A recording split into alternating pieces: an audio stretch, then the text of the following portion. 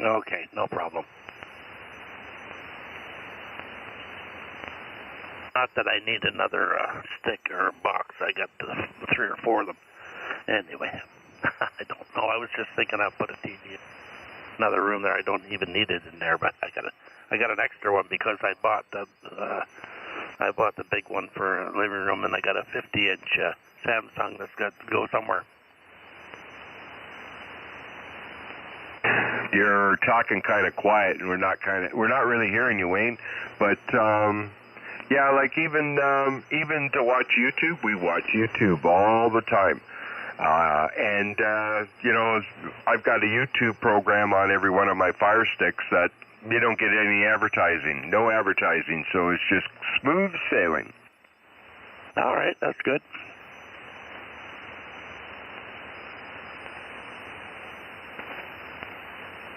Okay, that's enough of that. So back to the open spot, hot spot, your spot, and their spot. Everybody got a spot.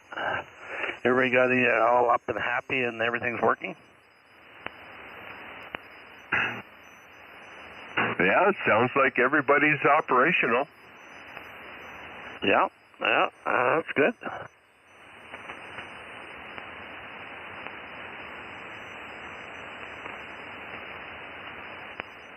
We've converted the non-converters. Oh, yeah. And after we got drugged through the mud ourselves and got all dirty and cleaning bills out of this world, ripped hands, knees out of them, jeez.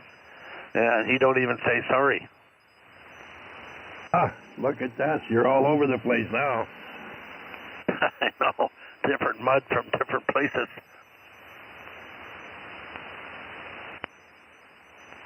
No, I got enough junk. I don't need no more. This little hot spot, open spot, or whatever spot. I got tablets laying everywhere with it running on it. I got the computer on it. I don't know. I don't know what else I need. Because I just, the other radio will do, what do you call it? Fusion, I guess. What it'll do, the limited amount it'll do. And then I got this thing here to do the rest. So what else do I need?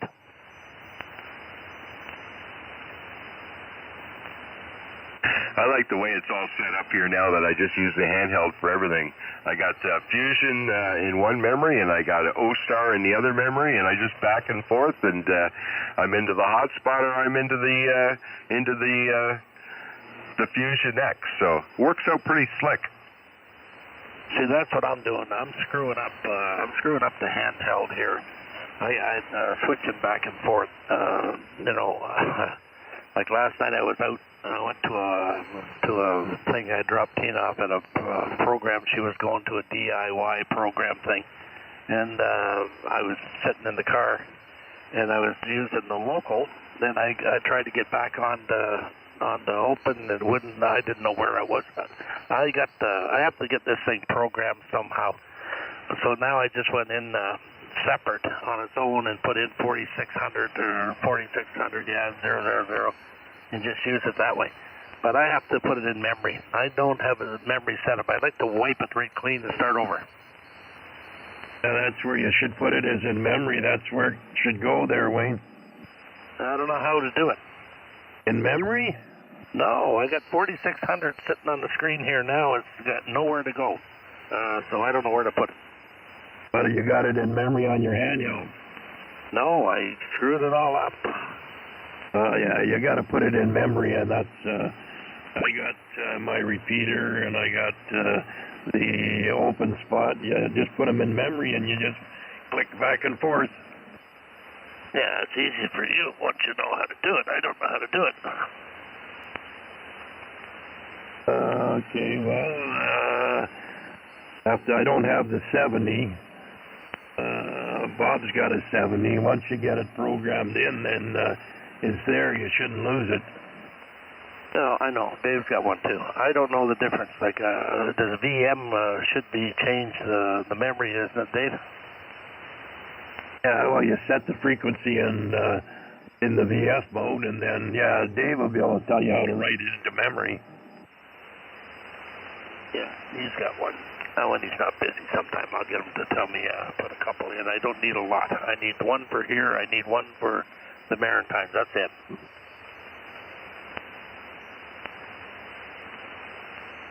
Yeah, for memory, Wayne, you just hold the VM button. Hold it until the numbers come up where you want to put that in memory, and then just hit it again. It's in.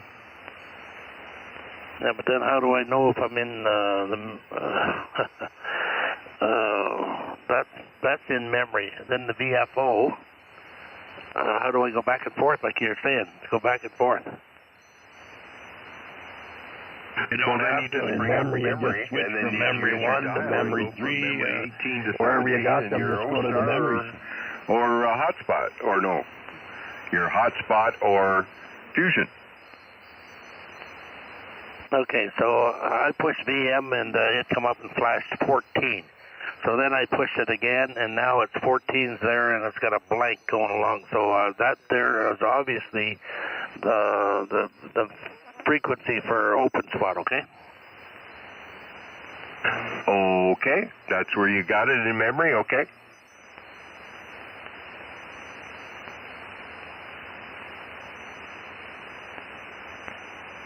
You got to move closer, Wayne, so I can give you a hand. Yeah, I don't even know how to change from numbers to letters.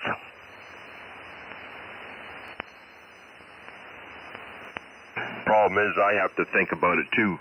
I do things and then forget how I did them.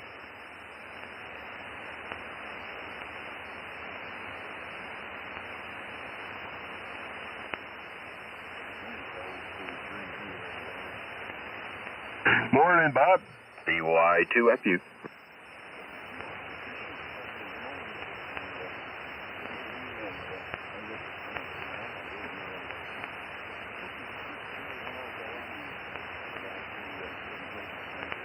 Good morning, Bob. B3OTI. Yeah, you as well. Oh, it's been a long time since I've been to the St. Jacobs Market. I don't think I've been there since it burned down.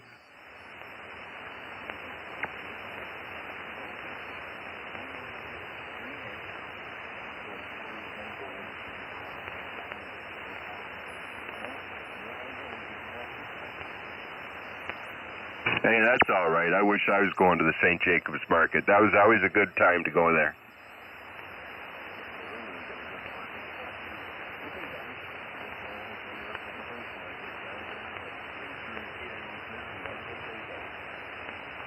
Good morning, Bob. V9CWT. Go ahead, Dave. Dave, I got one in. I got it. Oh, good, good. Well, all you got to do, Wayne, is play. Just don't be afraid to play. That's how I learn. And have a good time there, Bob, at the St. Jacobs Market. And kind of wish I was going with you. 7-3.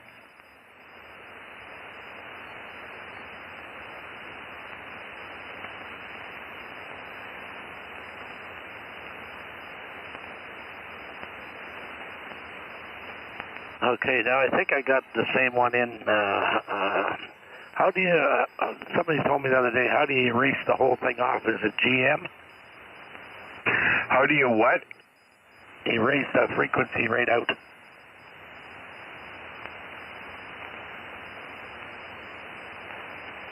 I got 45925 in here. I want to get rid of it. You can overwrite it.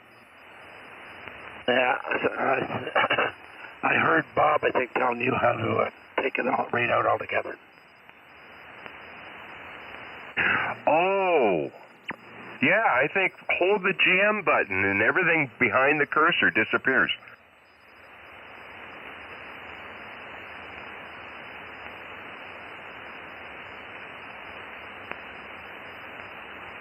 There goes all his memories.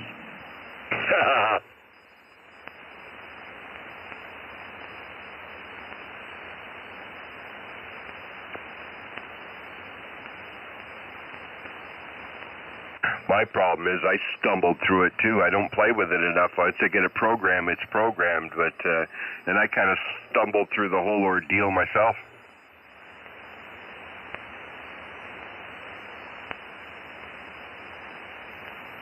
My problem problem is I had 2 radios and 2 different types of a hotspot, and I just had way too much going on at once. Yeah. Well, yeah, that's it. That's what I'm doing here too. We've got the 400, 300, and the 991A. Trying to learn them all at the same time. Handheld. Yeah, the GM button don't erase at all. It only erases 1 letter to me. You're starting to drop on me direct now, Wayne. Okay. But you're coming up on NA 5B.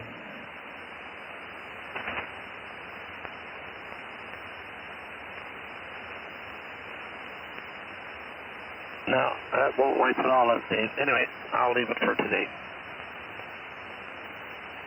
There's all kinds of YouTube videos, Wayne. Yeah. You know, that's what I do, you know, just kind of watch the YouTube videos and hit the pause button.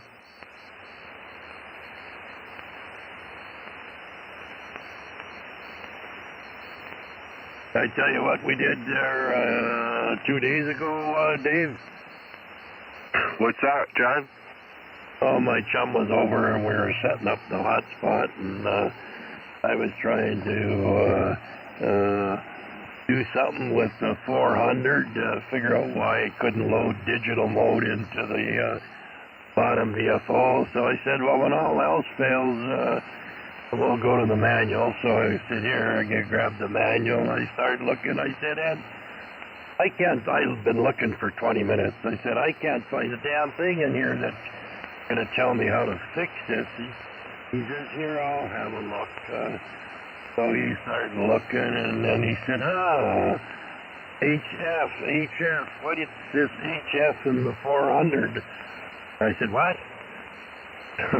We closed the book, and we were looking at the 991A manual, not the 400 manual. And what gets me, John, is the manuals are just so basic. I mean, if you need anything, you got to go on the bloody internet and download another manual. Like, you know, they got 3 more that go along with that radio online, over. Yeah, I know. And that's, and then I pulled another boner there the other day. I'm looking for my USB, I don't know, power board where you can plug an extra 4 USBs into the computer. I just bought one. Couldn't find it. I tore this radio room apart for 2 days looking for it. So finally yesterday I go down to Best Buy and I buy another one, $30, and I just paid for it. And I was just going out to the car. I said, I know where that other one is. It's hooked up in the garage out to the repeater system. So tore the Radio Shack apart twice trying to find that bloody little bar. Yeah, you know exactly what you're talking about. I got one here on my computer. I got stuff plugged into it. Everything's plugged into it, and then into my to my laptop here for Fusion. But yeah, those things, you know, on Amazon, they're only $8, eh? Yeah, I know. But when I want it, and. Well, another 5 minutes for you, and we'll get the step in. Oh, no. Yeah. Close to even, so that's a good thing. I knew it. Steve, I look at it, but I don't do anything to people that come on the monitor.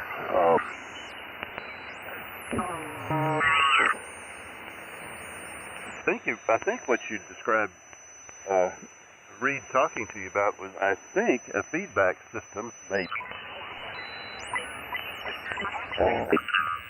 At present, but we face a problem.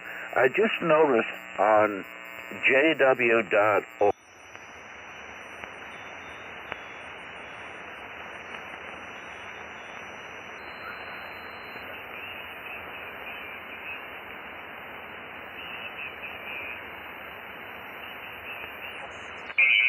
We're able to take it back.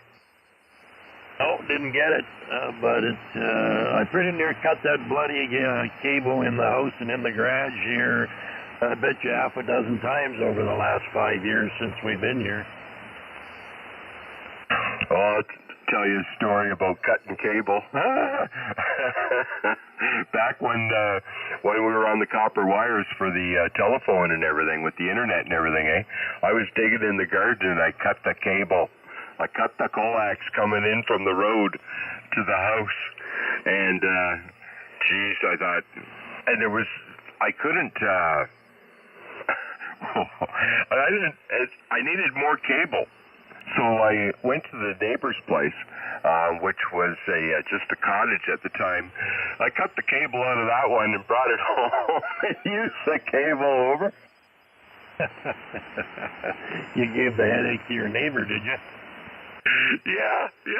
Well, they only tore the place apart anyway, but I thought, he's not ever there, so I slipped over there and cut a bunch of his cable out, so I repaired mine and buried it all, so anyways, it's not even used anymore. There you go, Wayne. You be careful if Dave moves in next door to you. Oh, yeah, I gotta watch him. Yeah, man, cables, yeah. Better to have, there are no cables. You better have no cables at all, and no, just Wi-Fi. That's the thing. I don't know how it works, but hey, it seems to work. I'm a long ways away from the modem, and everything's working. So, yeah, don't need it. I was worried one time I'd have to put one of those little hotspots right on top of the box and the way out the other end of the house. No, that's not the case. It all works good.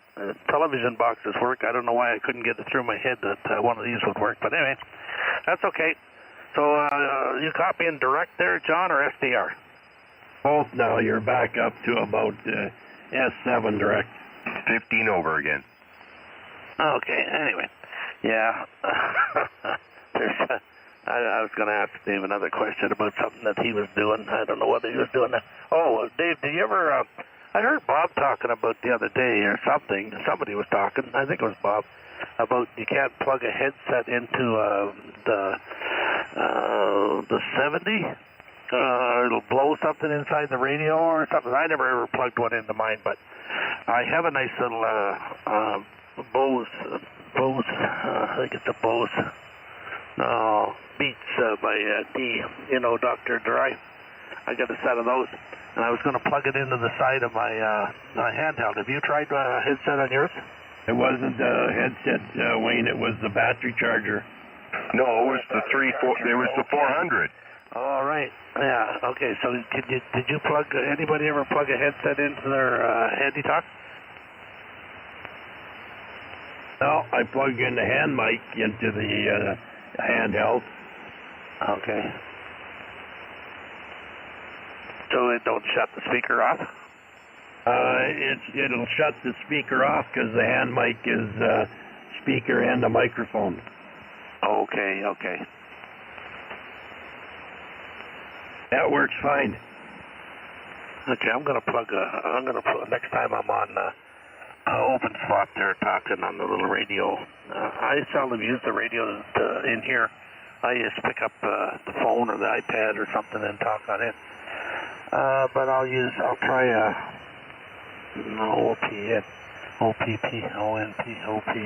OMP, somebody on here. Anyway, yeah, I'm gonna try the radio and the headset with it. I just did it, Wayne. Does it work? In one ear. Oh, you got it plugged in too far. Move it back one notch. No, it does work though. I just plugged my headphones in. But like I said, it only works out of one ear, which could be because, the actual plug to go in there is one of them multi-tiered ones. But you can plug a headphone in, more like an earpiece. Yeah, I got a set of headphones here, but it's a two-barrel. It's a two-barrel on this one here. It's the Doctor, whatever. I guess it's made for Walkmans or something a long time ago. I don't know. They're a nice little set. They'll work. Yeah, when I get somebody talking on there next time, I'll turn it on. I'll try it. Just something to do. That other thing you were talking about, I think that was the 400 or something. If there's a little tiny adapter that you plug in or something, come in the box. They were talking about it. Okay, yeah. See, I don't have all that fancy equipment, so I don't know what they're talking about. So, John, you got lots of those little radios. Which one's the best one? I don't know. I enjoy them all, Wayne. I really do. I really do like them all. But using the 400 right now, I'm liking that. Learning some of the pros and cons, and I like the FT5 handheld. So the 300, I'm liking that. So no, I don't mind them. They all have their different quirks. Yeah, so now, once you get your app loaded on your phone, you'll probably never use the radio again. Oh yeah, I'll use the radios. I won't use the phone much, but I'll put it on just to say I did it. Yeah, it's got a nice little push to talk. You don't need nothing. It comes through the speaker, outboard speaker. Yeah, it works good on the phone. I've used it a lot. Well, I've talked to Dave a few times. I was outside on the thing. It works pretty good, eh, Dave? Yep. And you got it on an iPhone to boot, right? Yep. Oh, that's good. Yeah, I'll get my granddaughter to load that app up today when I go over. I'm going over to help them make pepper relish today. Okay. When you load it up, make sure you load Shark RM link on the phone. And then when it comes up, it's going to show you the picture of it. Then it'll have 3 or 4 little lines, and you click on the one that looks like a television and put in your UIC number or whatever. That's it. Now you're done. Yeah, okay.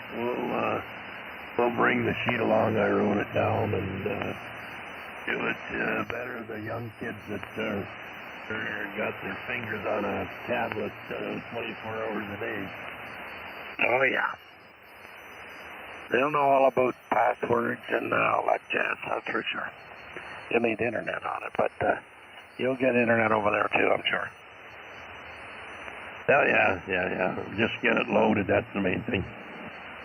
Yep.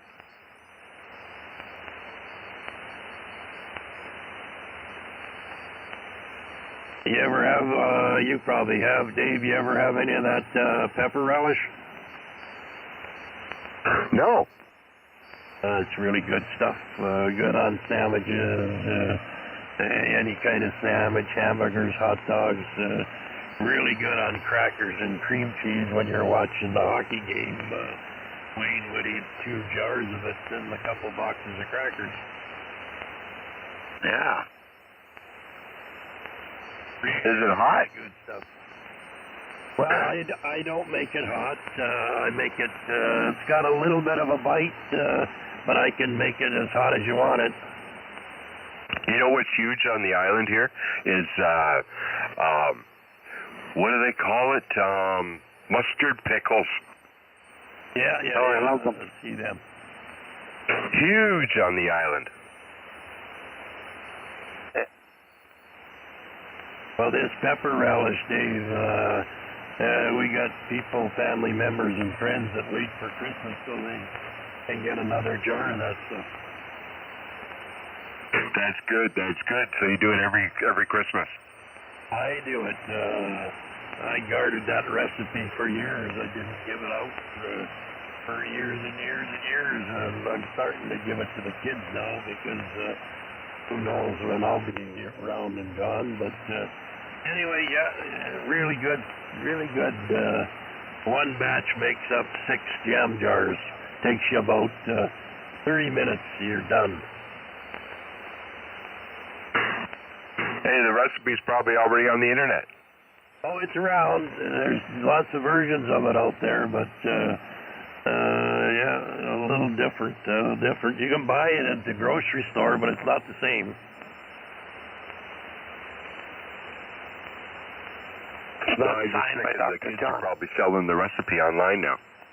Oh well, that's right. I made him cut their wrists and sign in blood. Eh? Yeah. Yeah, well, I got it from my mother-in-law about, let's see, we've been together, probably 42 years ago, and of course I've been playing with it and changing a little bit here and there ever since, but yeah.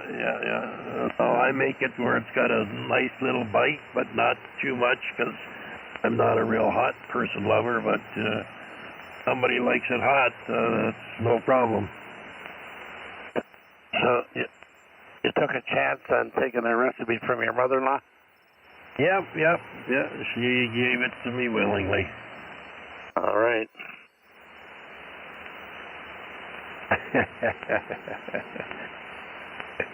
Yeah, although she did screw me up. She said 3 big peppers, red peppers, green. I always do red pepper relish.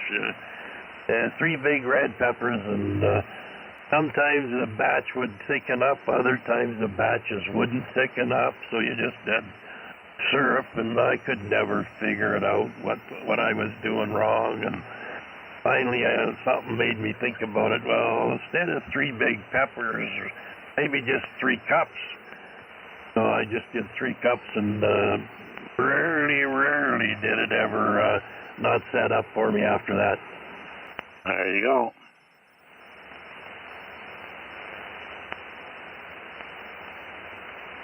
Yeah, it's pretty good stuff. You use it. Jude loves it on hamburgers and sandwiches, and I love it on crackers with cream cheese and slice sandwich meat on top of that. And I get up from watching whatever you enjoy on TV, you're kind of bloated. Dave? Yo. Yeah, those mustard pickles. When we were growing up, we had lots of mustard pickles. Of course, it's a down east thing. If you mash potatoes, you take the mustard pickles and you cover the top with mashed potatoes and stir them around in it, and man, that's good. Really? Well, I'll eat mustard pickles, but you know, it's not anything that I think about. Oh, I got to get some mustard pickles. Yeah, they're expensive now. They're like crazy.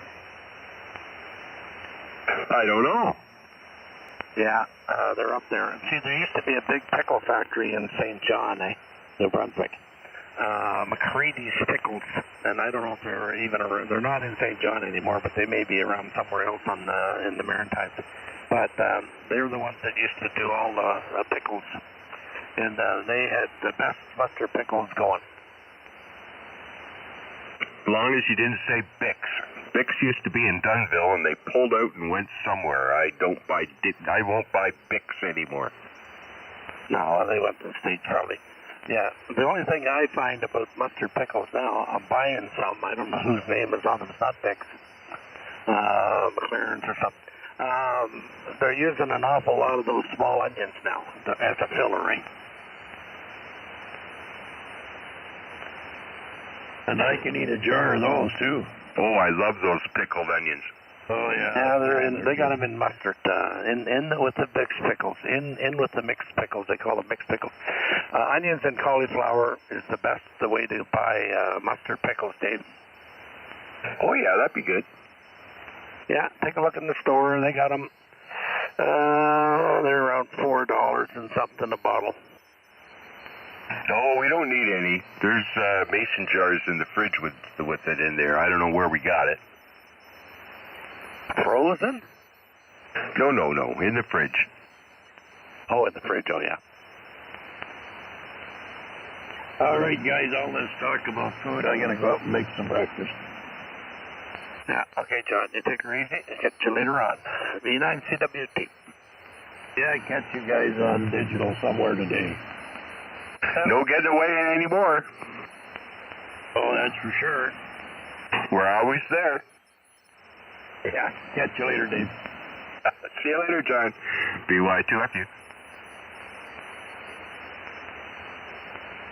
Oh, you're 30 over now, Wayne. Yeah. Well, that's good. I don't know. Oh, yep, it should be. Well, it's almost time to turn the amps off. Don't need them. Okay, I don't have any going here. How's that? I just turned mine off. How's that? Yeah. I have to turn the volume up a little bit, Dave. Oh, am I that weak? No, you're okay there now. I just cranked it up a little bit. I had hardly any volume, eh? Oh, you're not weak. You're, I think, about an S7. All right. What am I doing here? Hello? No. Hello? No. Hello? That's a little better. How about another? Hello? Oh, I pinned that meter. Hello? Okay, 30. Okay, hello, 42. So just see if you see any difference there, Dave. Take an eye on the meter. I'm going to just go through the radio only, no amplifiers, and I'm going to crank this thing up here, like somewhere around there. 220, how's that? Oh, yeah, it went up. That's just the radio on its own. Okay, I'll crank her back to 40. 40, 40, 40, 40, 42, 2, 2, 2, 2, 2, 2, 2. There we go. Hardly any difference at all. You'd never know you turned it back that far. No, I use 42 for the drive, and that puts the down the end of the scale. Yeah. Well, I don't know. It's hard to tell. The meter's all over the place, but if I 4, oh yeah, I'm driving over 20 watts there on the 4. Yeah. See, this amplifier, it don't jump all over. It's a digital readout little squares, so it just keeps filling them in.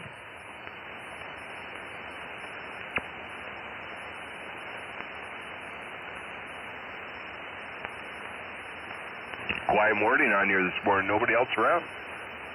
No, I was talking to, emailed Brian there yesterday.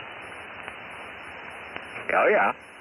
Yeah, he said he's going to picking up a couple little, 2 little pump things or something, capacitors for that amplifier. He says this is in good shape, and he will have it done this weekend. Oh, beautiful. Well, you know, there's always something, right? Every time you talk to him, there's always something. But now he's saying this weekend.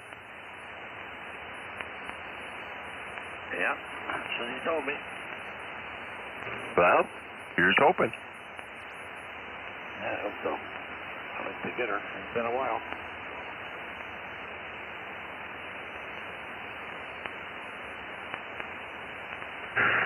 Turn around and sell it now. Oh, not likely. He said he needs to pick up 2 electrolytic capacitors to finish up. He says, I can't believe I'm out of 2.2 UFDs and a 10 UFD, but they're the most popular capacitor in the radios. Before I head off to Moncton today, I plan to drop in Moreau Electronics and pick up a supply. I should have it fired up this weekend. Oh, that's good news. Oh, that's nice that there's somewhere handy there where you can pick up that kind of stuff. I don't think there's anywhere here on the island, not that I know of, that you could go in and buy little parts and pieces like that. Yeah, well, first thing he just says, good morning, Wayne, it's looking good. He said he just needs to pick up a couple of pieces.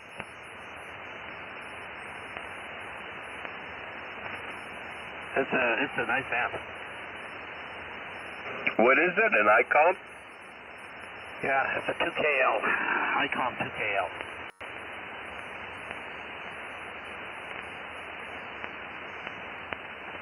Then bring her up there and take a look. Oh, it's exactly what I'm doing.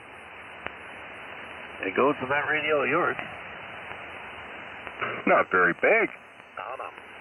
No, and it goes with a fully automatic antenna tuner, which I have here, the matching, that matches the amplifier, and the power supply, and I'm going to hook it all onto the 7300. Well, that's a lot more than an amplifier. That's a tuner and everything else. Yeah, fully automatic tuner I got here too with it. Have you got the external power supply too? Yes, sir. Huh. Hey, that's nice. I even got one for the 7300 because I lost the 756 Pro 2.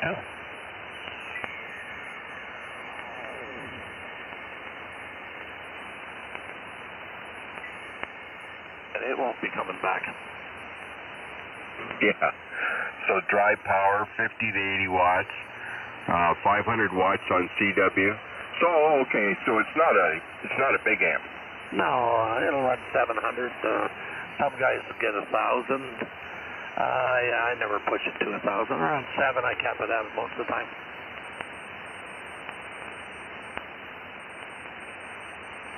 It's solid state, eh?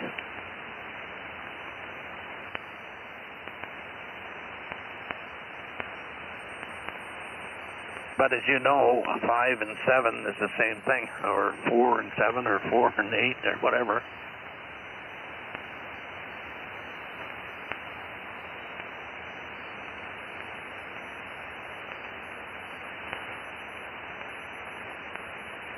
Did I lose you? Hello?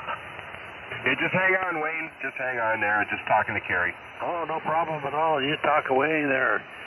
Take your time and say good morning.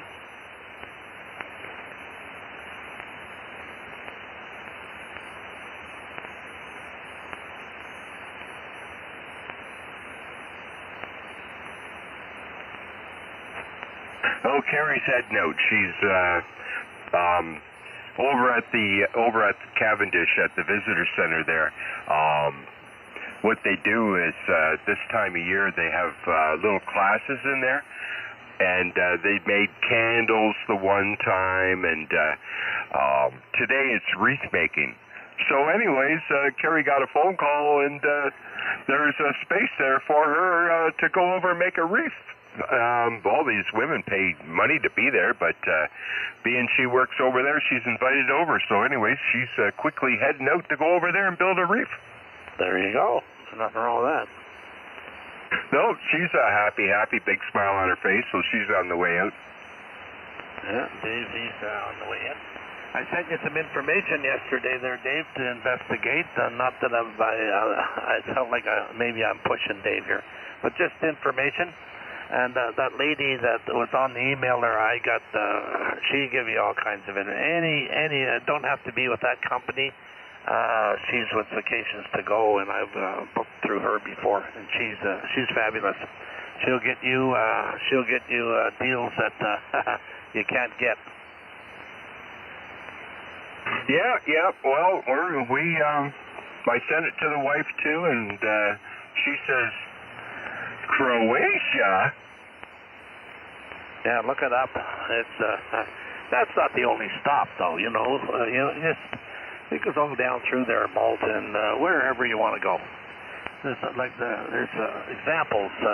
I sent you the example 3. I think there's more than that. You can open it up yourself and look for that area only, any area you want. And but I sent you 3 examples.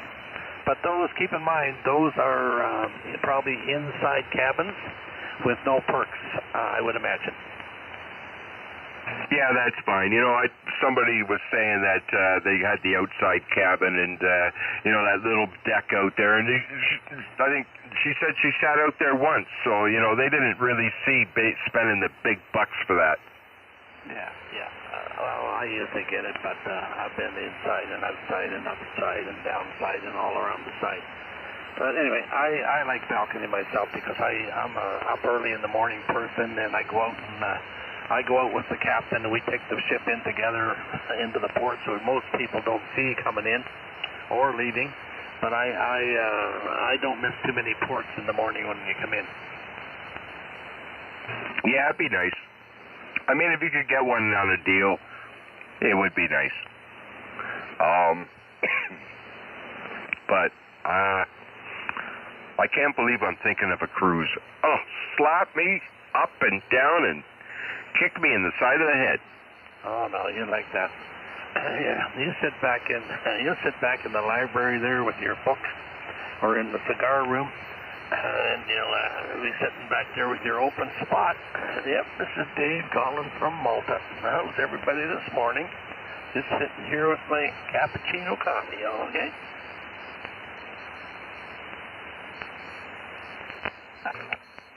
You know, I am a redneck at heart. That's all right. Very much so. Cruises are just, yeah, okay. Anyways.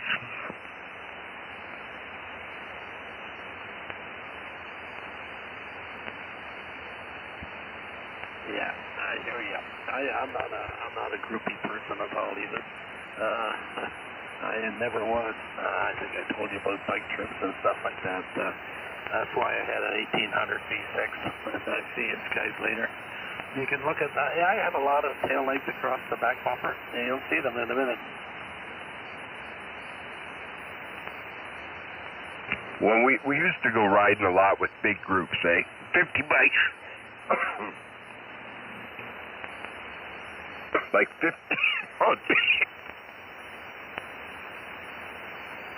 I choked.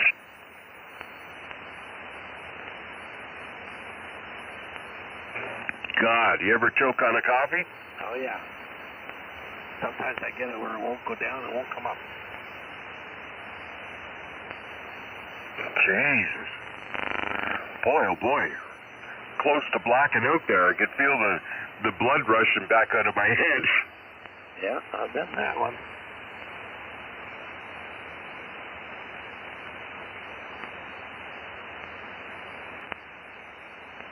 Anybody else in here this morning hearing us QRP?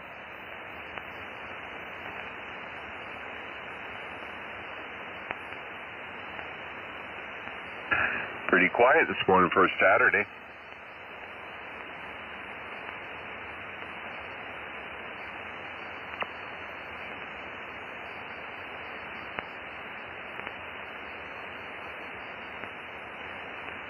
Yeah, I checked into the Triple F net last night. Oh, yeah, I heard it on there. I was sitting in the parking lot listening. Well, I figure everybody could see my call sign there. I better say something. Yeah, where's that at? I was dealing with the Pro 67 because you could adjust elements and you didn't have to crank it up and down a million times. It would be so nice to be able to adjust elements, come down, check things, and then do that. It would be way easier than toting it over. So that's always an option. But it sounds to me like your OCD off-center fed dipole bound, then you might have to just use that for the time being, which puts you about 10 dB down from any kind of gain type antenna, maybe even more. But at least you're not completely off. Again, that's why I keep the end fed, even though it's not the greatest antenna. At least can get you on a couple bands pretty quickly without too much trouble. So I texted Mike the frequency. I don't know. Let's see if he joined us. Kilo X-ray 4 Whiskey Charlie WA30. You out there, Mike? WA30 KX4 Whiskey Charlie. Yeah, I've been on there just listening to you guys there. Loud and clear, Mike. You're almost 10-15 over, and John's about a 5-7. Back to you, Mike. Yeah, good to hear you, Mike. I've been thinking about you a lot. So I go to work, and I'm really close to the airport, but I didn't realize how close. Literally right down at the end of this complex where I work. This I forget what you call it, but industrial park, I guess you would call it. We're right at the end of a runway. Right. As a matter of fact, there's plane spotters that sit right at the end there and watch these planes land. And there's I want to say it's a VOR or whatever. I wanted to pick your brain a little bit on airport communications. I sat there one day with a scanner and was listening to some things. So I know one day we'll have to get on the phone and just kibitz about how that's all structured. But I think there's a VOR at the end of the industrial park. It's this cone type thing, and it's right at the end of the runway. So I don't know what that is. Maybe it's something for glide path or something. You would know way better than I would, Mike. Over. Yeah, Mike. Yeah, those VORs.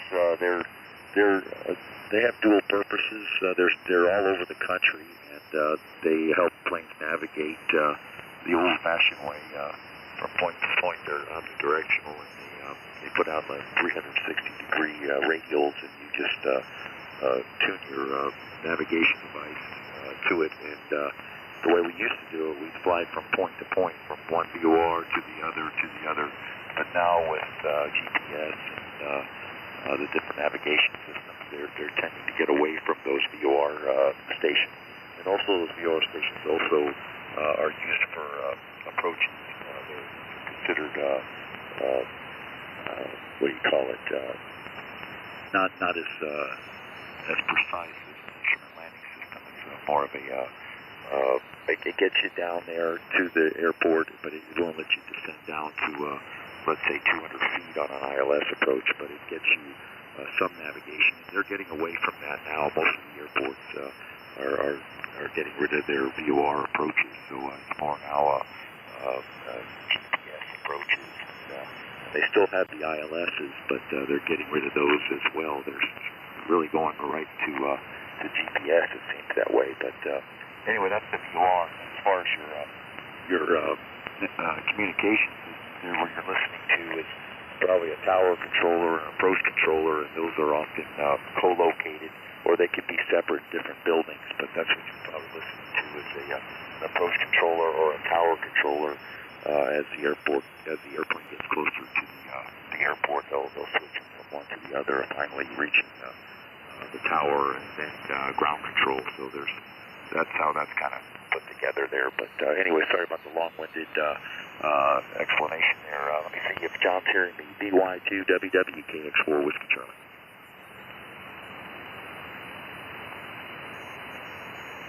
Maybe he's not hearing you, John. You're not hearing Mike. Might have went to get some coffee there. Anyway, I'm hearing you loud and clear, Mike. You're sounding good there, and be more than happy to talk to you more about that over the phone. Over. Yeah, I was just curious. I was listening to a bunch of stuff. I guess there's some departure, and there's a bunch of communications around there, and it's just kind of curious about the structure and everything, but we can get into that later. I just got a text.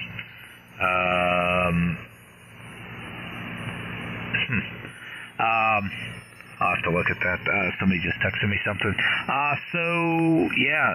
Not a whole lot to report. My mobile went belly up yesterday. That 7,000 I have just died. Hey, let me ask you a question, Mike, and don't feel obligated at all with any of this. How many 857s do you have?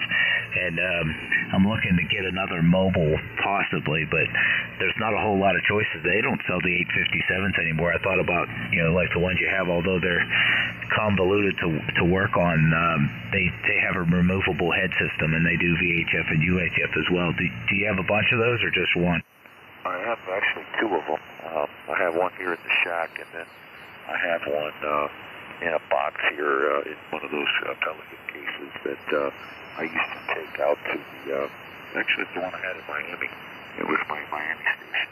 And for some reason I brought it back here, so I don't have a Miami station now. But I have the 857D, which coincidentally was the radio that my late friend Chuck had, and his wife was calling to try to sell it. So I don't know if she got rid of it or not, but I set her up with the guys over at Ham Radio Net or RNL. I'm not sure which one, but she spoke with them, and they said they would be more than happy to buy it from her.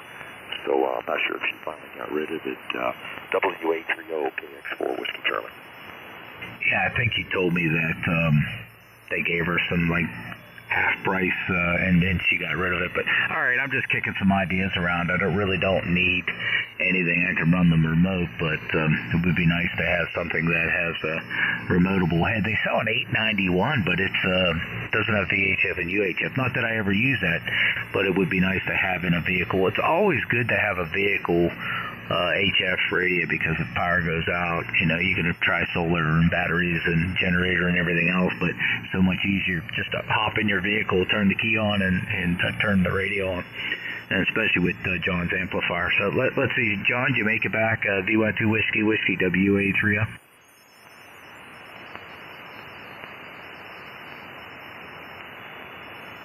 I don't know, maybe we lost John. That's kind of weird. Maybe he had a phone call or something here. Hang on a second. Let me check. Yeah, nothing from John, so I don't know. Hopefully I didn't get him mad.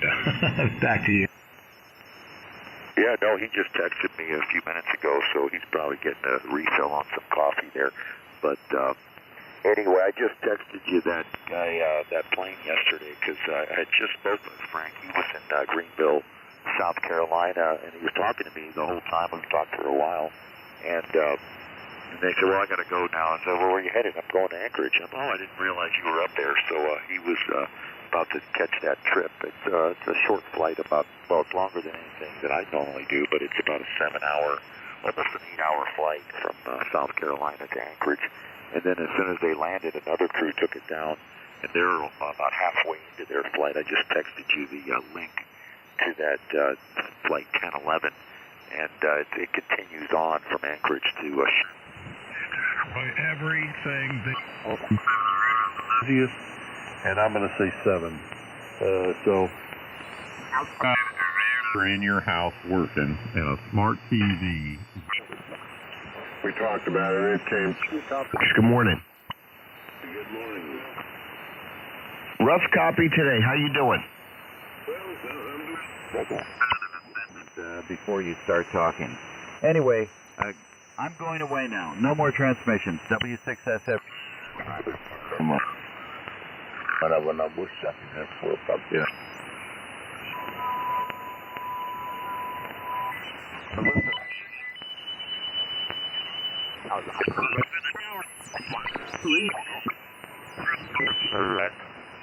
Frequency determines the pass band. So you can easily look at that frequency and set it yourself, or they'll do it at the factory for you, like I requested for this prototype, because I really didn't want to get in there and start, mucking about without knowing what I was doing with the thing. And I passed it along to Brett with those 3 pass bands in there.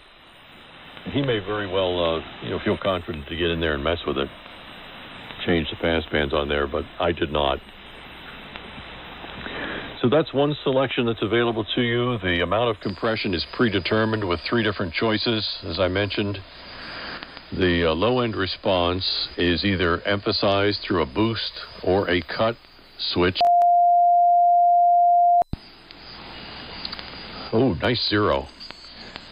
I'll get it over to a braking station in a moment if that wasn't you, Chip.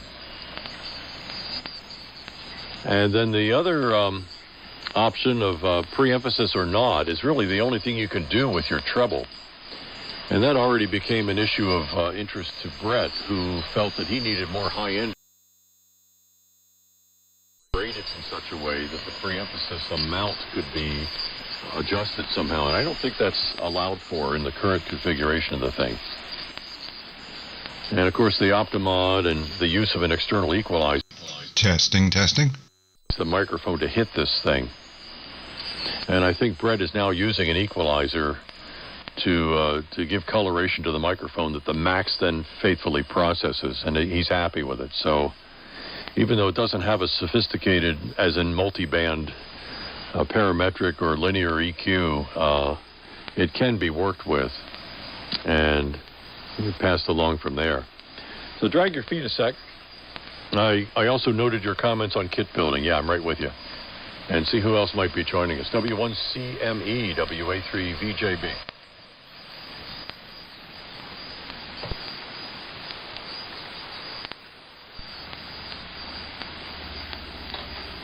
Nothing. But that's okay. If they want to, they can still hang it up. There was some bizarre noise going on in the band. While you were talking, that's probably what you saw. I'm not sure exactly what it was. But it's all good. I'm curious, just continuing on the delay thing and the way it sounded. I know what you're saying about being able to deal with it. I first started dealing with it with things like 7.5 IPS delay on tape, and then etc. And that's really hard. But this whole being able to talk while you're hearing yourself behind what you're saying is an art form for sure. And anybody who's ever used IFB knows what it's all about. And anybody who's ever put major delay into Talent headphones to make them screw up on the air also knows what that's all about. But I've never done that. That wouldn't be fun. That would be like lighting somebody's news copy on fire or walking down the steps outside the control room window, but we never did any of that kind of stuff. Cool about the 3 compression settings. I was assuming that there were controllable pots to control these things, but having presets makes it, I guess, more logical and less likely to be screwed up. And the boost or cut bass, it's all very basic stuff. Preemphasis on off. Obviously limits what it can do, but for $400 and, something in front of it, I'm sure it can probably be made to sound pretty good. The limiting alone sounds fantastic if it's that fast and accurate. He said he could set it 99% modulation and never go over that, and it still sounded good. That's fabulous. I mean, that was always one of the most difficult things for any old processor to do, to control it that tightly. And look ahead certainly was the solution for that. Or just, super fast analog technology, whatever, could do it. I'm very much one for limiting only or mostly limiting. Even on air processing, I mostly limit. I like dynamic range.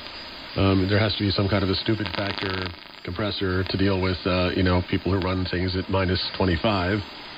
Actually, if they run at minus 25, it doesn't come through in anything I do, but you know what I'm saying. If it's like 10 or 15 dB low, they might have a slow AGC, bring it up, but I don't really like compression that much. I don't like the sound of it that much. I probably have super compression on this box I'm talking on right now. I don't even remember exactly what I did.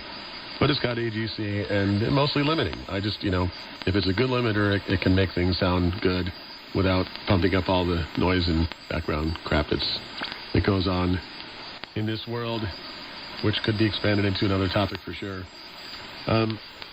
So, good. I'll take or give the option for somebody to break in if they are out there. And you can take a pause if you will, and then you can talk to them if they come back in. It's Whiskey 1 Charlie Mike Echo with WA3 VJB. WA3 VJB. Yeah, I heard KC2QIM. Let me try to pull them in. My name is Paul, location Annapolis, and you heard Chip just now. Yeah, my wireless push-to-talk chip is what's hanging up. That's why the carrier kept hanging there. And I heard QIM check in right at the end while I was messing with my push-to-talk. So if that hangs up, it probably needs a new battery or something. KC2QIM, good morning to you. Make a transmission. Introduce yourself. WA3VJB. All right, good morning, gentlemen. WA3VJB with W1CME. This is Kilo Charlie 2, Quebec Yankee Mike. My name is Peter. My QTH is Northern New Jersey. It's Quebec Yankee Mike, just for your clarification. And I just tuned in at the side, the last part of your transmission, Paul, and you were discussing or talking about some kind of transmitter and some audio and stuff, and I don't think I can add any technical expertise to this conversation, as I'm not at the level of engineer as you seem to be. But I was just curious to know what you were talking about. How about that for a question? Real quick, back to you, WA3VJB, and you're both coming in at 20 over S9 into my humble station. I'm using an ICOM 756, a hand mic, and a dipole antenna. And to go to AM, I just push the AM mode button. Back to you there, Paul and Chip. KC2QYM. Yeah, that's cool. No, I'm glad you asked the question, Peter. We're talking about something that is being marketed by a couple of guys on AM. It's an audio processor box.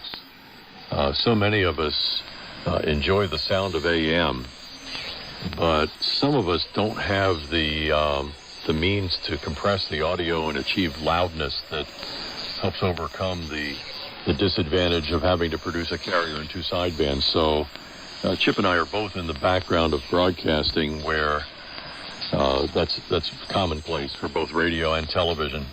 And so if it sounds high level, at least on my part, it's all, mirrors and curtains. I don't know that much. I'm a practical user, but that's about it. And the thing is called the Max Audio Processor, Peter. And I wrote an early review on eham.net that you can read about it. The Max, M-A-X, all capitals as part of its marketing strategy. It's not an acronym. And it's only about $400, and I say only because both Chip and I are running broadcast processors on here, and the same transmitter, which is known as the Super Senior by Index Labs, 1/4 kilowatt transmitter, currently in production as an AM dual band transmitter with frequency agility. So yeah, it's fun. We both enjoy this part of the hobby quite a lot. And Peter, you're certainly welcome there on your IC756 is what I copied for a rig. Pass it over to Chip for some comments. Go ahead, Chip. Sure, roger that. Unfortunately, Peter's fairly low in my received noise level, but I can hear you, Peter, so welcome to you, KC2QYM. I thought you said AM at first, which, would be really appropriate, but that's good. QYM is still good. It's Whiskey 1 Charlie Mike Echo. I'm in Bridport, Vermont, which is about 45 miles or so south of Burlington. And, running about 200 watts carrier.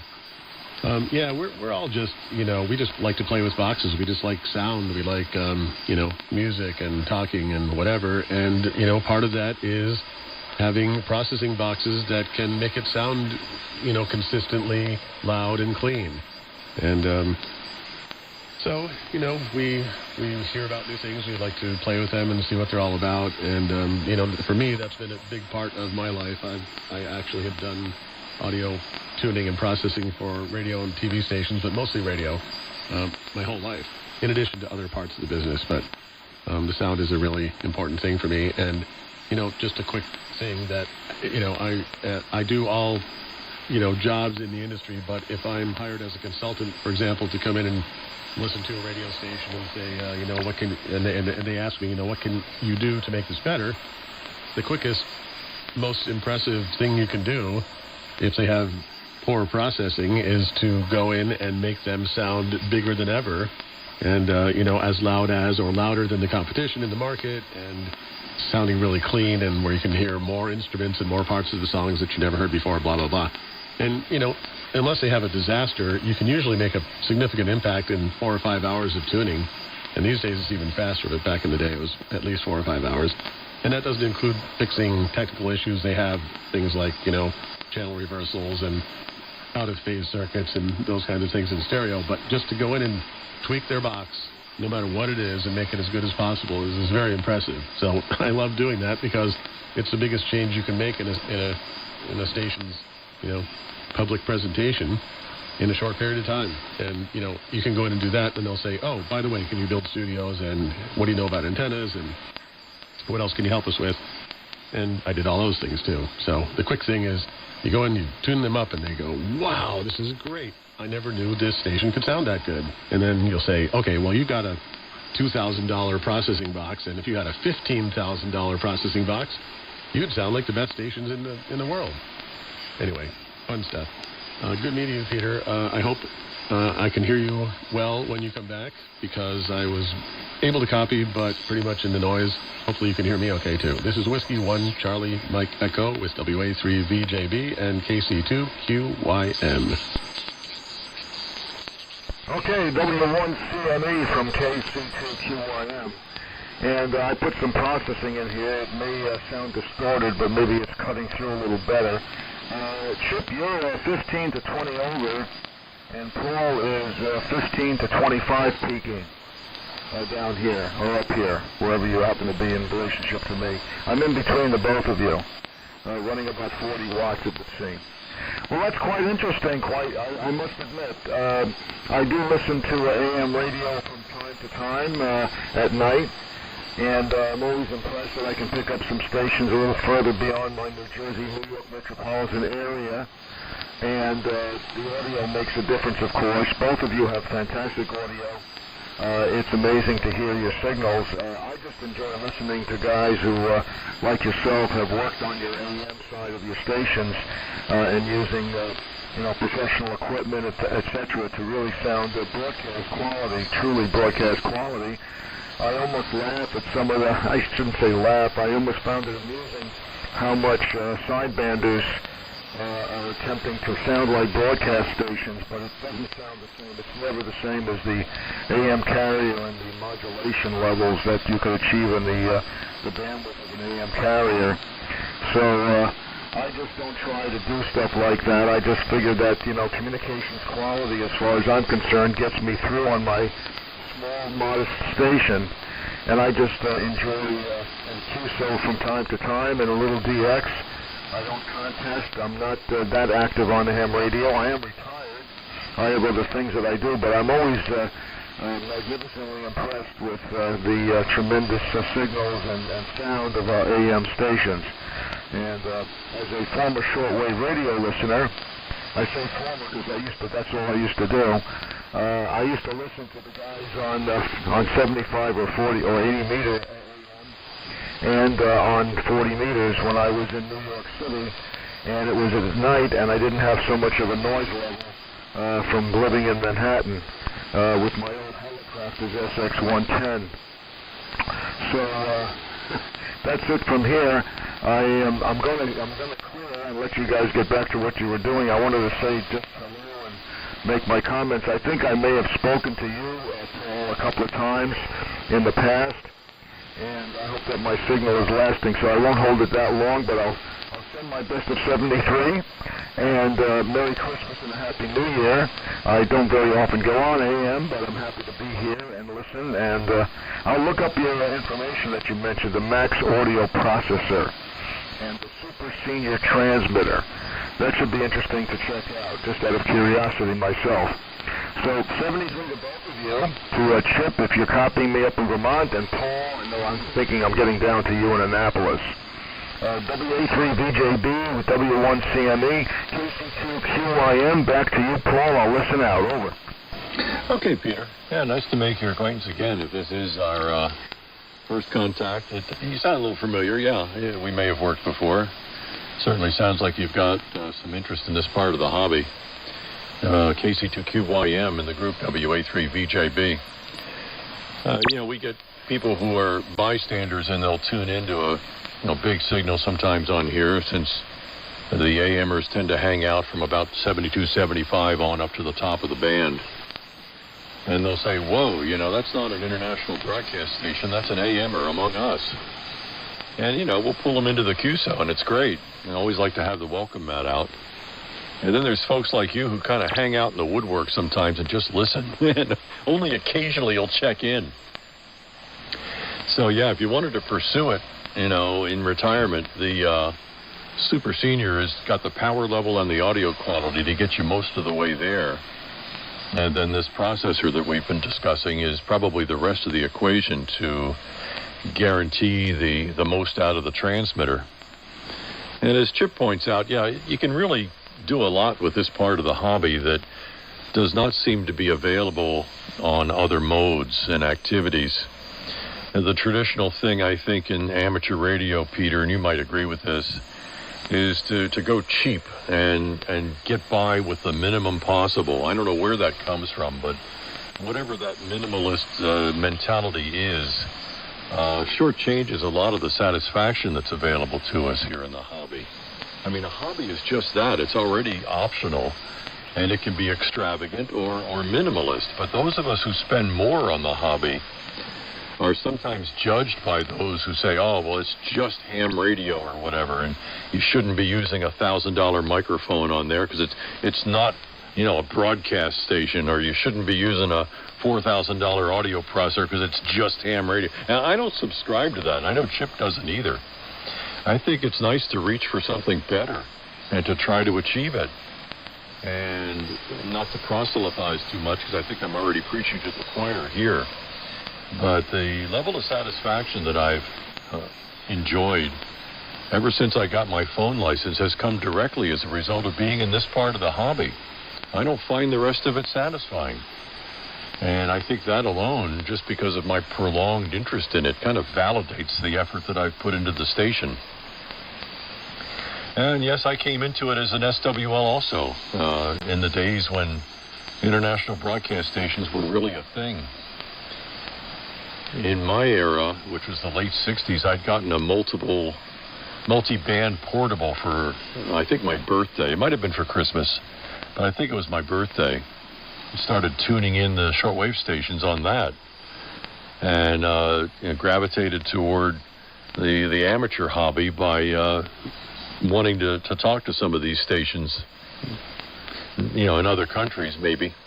I never did chase Dog X-Ray, but there was something about being on the radio that wound up being kind of cool to pursue, and I think that's where that came from. My brother's got an SX-110, just like the one you either had or still have, Peter, and I got it for him as he was approaching interest in his novice license. And he since has become licensed and still has his XS-110. But boy, that's a broad receiver for the novice bands in the old days.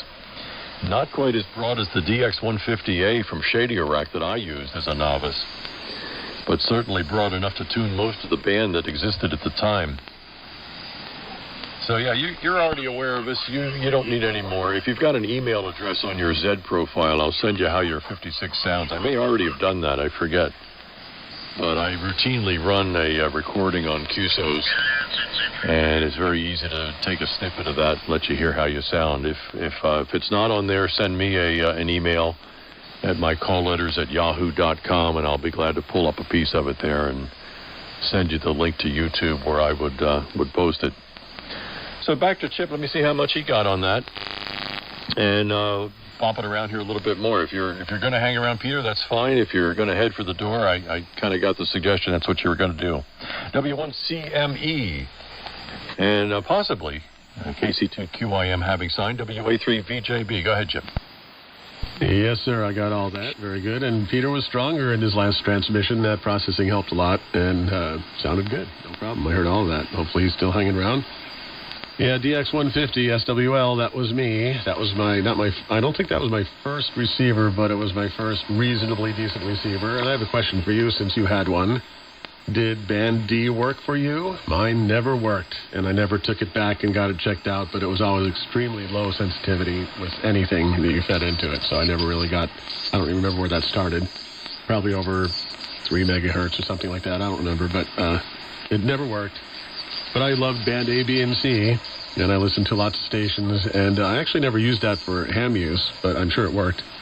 And I remember, one of the things I eventually did was took a feed from it to get a higher quality, external system, so I could feed it into, a console or whatever. And it sounded fairly good, not bad. It was pretty good for back in the day, and had fairly decent controls, so I did like that.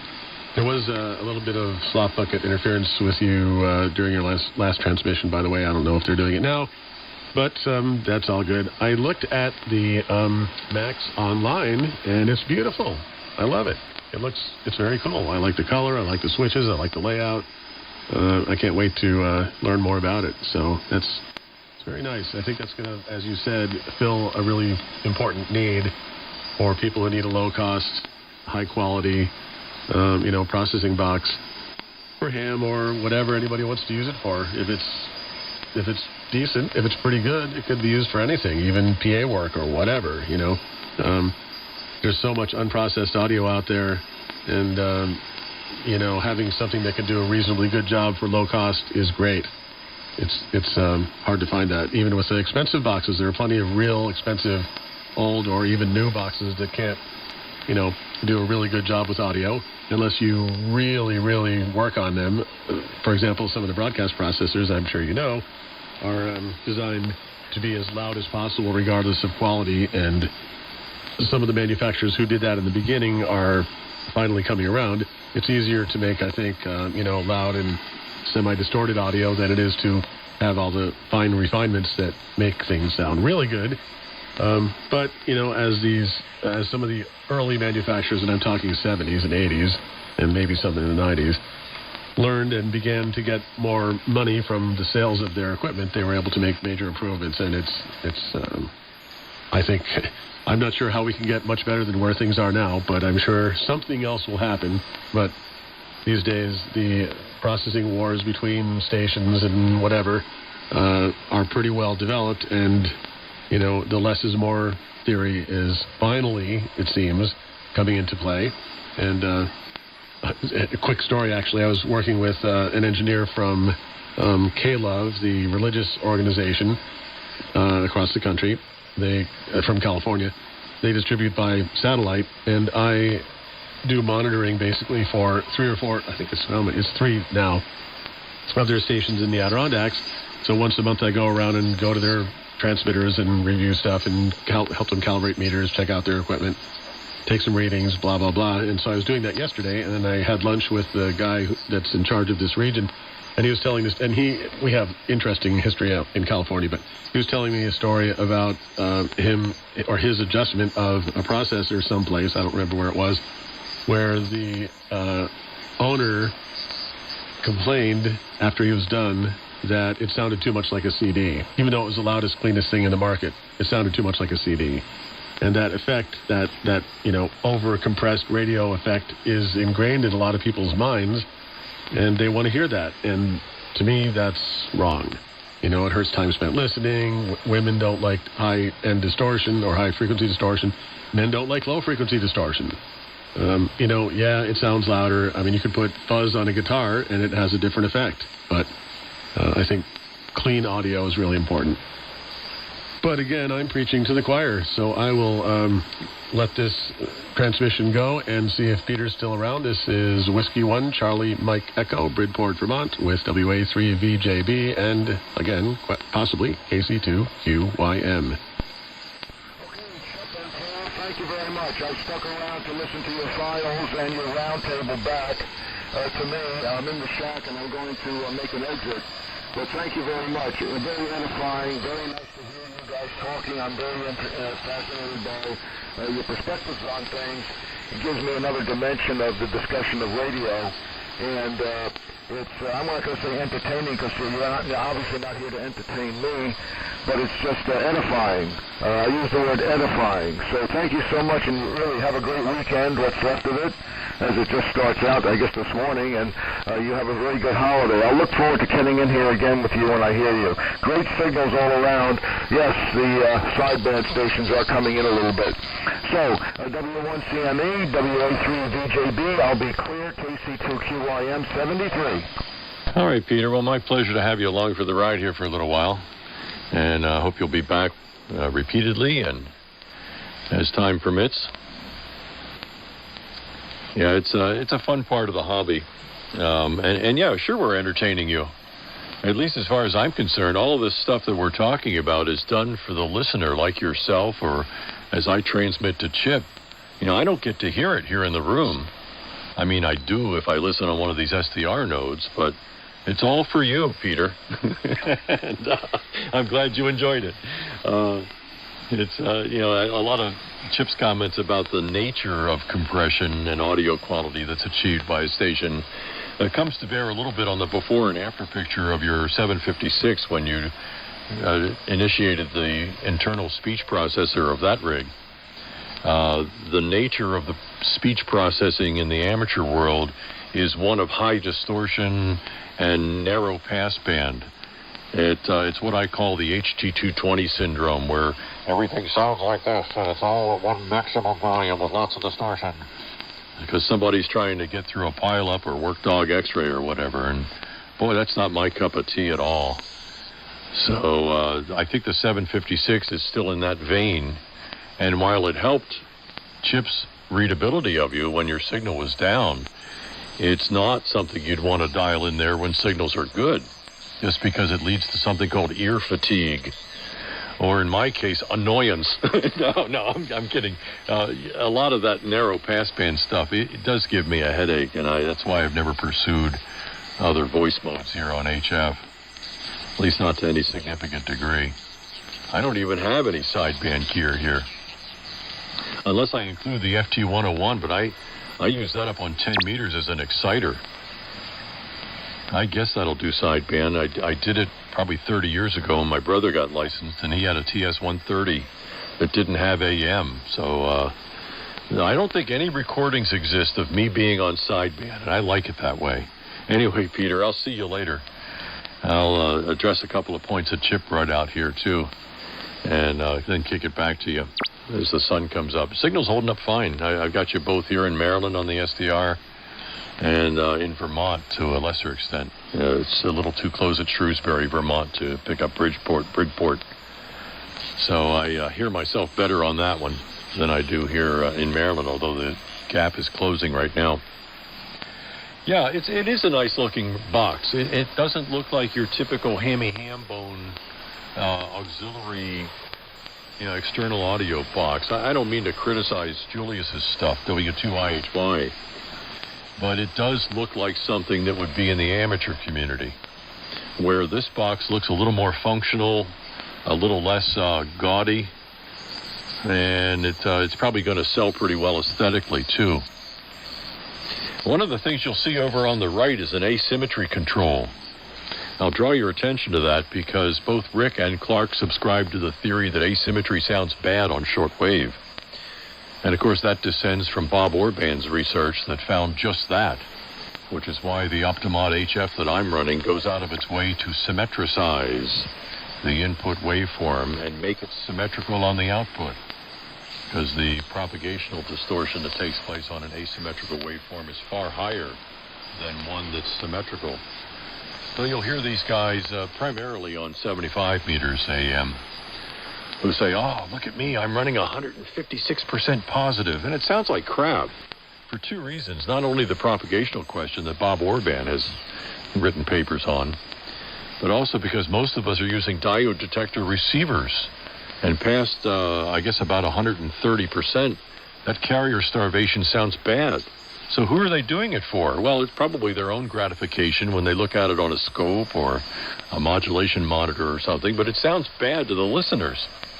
And as far as bragging rights is concerned, I take it as part of my proselytizing that you don't want asymmetrizing. And so the box, although they offer it for those who wish bragging rights, also has the 100% selection, which is just what the Optimod tries to achieve. I say, well, that's cool enough, so kudos to them. W1CME, WA3VJB, back to you. Pausing in case there were any break-ins. Break-ins? Somebody's breaking in, oh my goodness. Well, I'm running a little bit of positive peaks. I don't think I particularly turned it on. Well, I must have a little bit, so I'm probably peaking at 125 positive or something like that occasionally.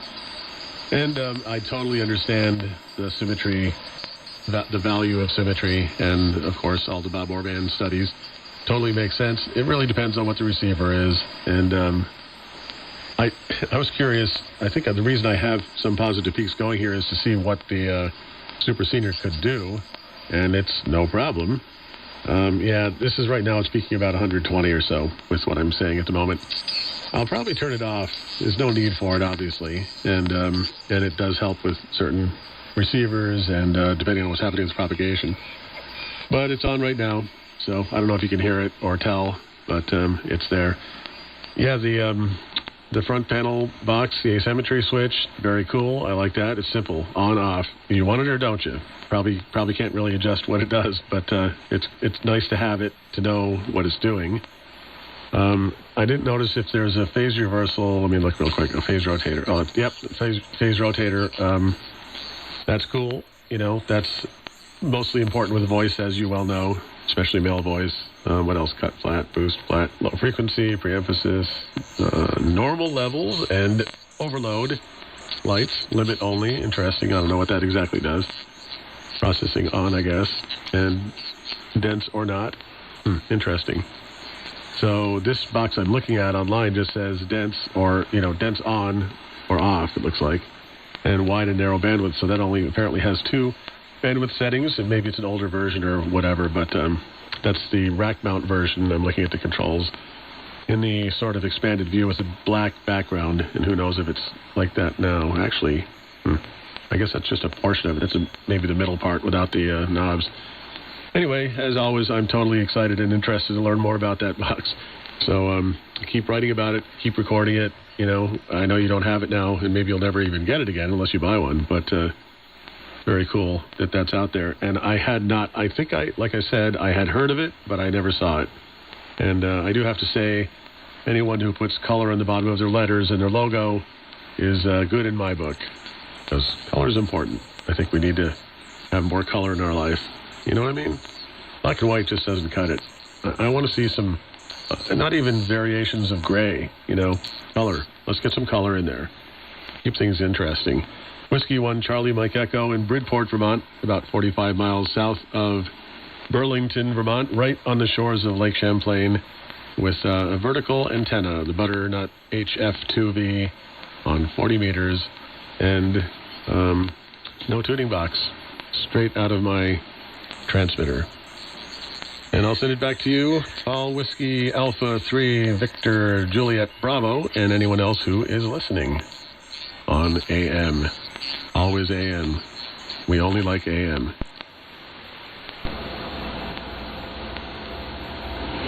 Wow. 7295 just fired up with some sort of anthem. Hopefully you're able to copy me still. W1CME, WA3VJB, making a transmission. Let me quickly hand it back to you. Still copy okay? Yep, no problem. Just some URM from our slot bucket friends. Okay. Yeah, there's some stuff on the low side, 84, that's flashing up. Going to close off that part of the passband. No, I didn't particularly notice the asymmetry. And, of course, that was an older way of achieving loudness. You know, before they really had fast-acting processors and a combination of peak limiting and slow-acting compression. Asymmetry was a way to achieve loudness in certain receivers. And I think it's been made obsolete for the most part. The same effect of loudness can now be obtained through modern processing techniques. And maybe at some point or other, the 100% symmetrical waveform with baseline around, 99% or 99.5 that you can achieve now will become the new standard. But to your comments on the nature of what listeners want to hear, the whole loudness war was something that the sales and general manager's office were seduced by in the 1960s when the stay level and the level devil and the Audimax, Volumax came in. Yeah, their station popped out on the dial, as being louder and more muscular. But, nobody really got the sense from the listener that that's what they wanted. There were probably some studies that suggested the louder station retained listenership better than one that was not loud. And that's just what we're trying to achieve here, is that listenership needs a certain compressed dynamic range for consistent readability. But then it got all exaggerated and excessive and just really crazy on the AM broadcast band that you know about. With reverb. Forget reverb. Oh, yeah. That'll sustain all the loudness by using reverb, spring reverbs. Wow. And now maybe the pendulum's swinging back the other way. I know it did for a while with the quality of FM that came in. And, the dynamic range that was far greater, yet still listenable because the signal-to-noise ratio stayed good. And, of course, the frequency response, it was better on FM. And there were some stations, especially when the first of the solid-state AM broadcast transmitters were coming in, that could achieve really good-sounding audio and good signal strength besides. I don't think so much AM stereo did anything for the state-of-the-art, but I do think the advent of solid-state transmitters did, because you didn't get the kind of problems that come with, what do they call it, slew distortion and carrier shift and all these other subtleties that just represent the older state-of-the-art of vacuum tube technology. So a competitive Nautel or some of the others that were coming out at the time, solid state, could really drive the pants off the older plate modulated rigs. I think listeners probably subconsciously noticed that. And they did say, wow, that station sounds good without really knowing why. And, you know, some of the older processors, like even the Orbans, the Optimods, were able to make something of that. And, of course, when the digital versions of their products came out, they did all much more so. And I think this one that's being marketed by Rick and Clark will have its place. I think it'll be recognized as a modern twist on the internal speech processor that was intended for dog X-ray, and going about making a loud signal in a more refined manner. And as a result, I think they'll probably, you know, take a leadership position in the market. There are others out there that, you know, ought to be mentioned in the same breath, and I think at least one of my reviews will include that. The low-powered, unlicensed AM broadcast service. I forget which part number it is under the FCC regs, but it's LPAM. Mostly known for real estate agents selling houses. You know, when somebody drives by the place, tune your radio to 1640 to hear more about this house. But there's actually a hobbyist following now in that realm, where people are serving, you know, serving has quotes around it, 3 or 4 houses to either side of their own. Well, they've been selling these audio processor boxes to those folks that are running at the milliwatt level. And one of them you might be aware of, Chip, probably you are, is the Schlockwood, whose founder or developer is the same guy who came up with the Innovonics series. I forget his name, but the Schlockwood SW200 is intended for the broadcast market, and a number of them have found their way here into the AM community, this part of the hobby. However, their choice of passbands is not really adaptable as the Audio Max processor is. And I always invert the two words. I probably keep thinking of the Audimax, but anyway, the Max has 3 selections of passband as compared to the pictures. The model that I got was the latest one. They number them in the 500 series. The one I had most recently is the 520, and they have a for passband, and that in turn can be calibrated inside the box by the user in the clock frequency method that I described earlier. So that's cool, because the Schlockwood, I don't know if it has that option or not, but it does have preset passbands, and I think it's left up to the factory to determine what the ones are. So Brett has one of those, Chip. N2DTS, who now has the Max audio processor loaner that I was using, has an SW200 and has been using it on his screen modulated rig as well as his plate modulated rig.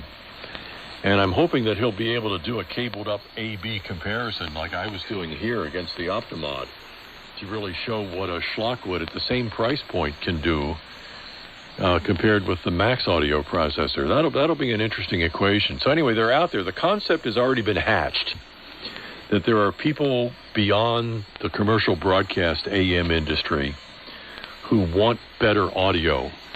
And that's where I think that Clark and Rick are really onto something, and I wish them best.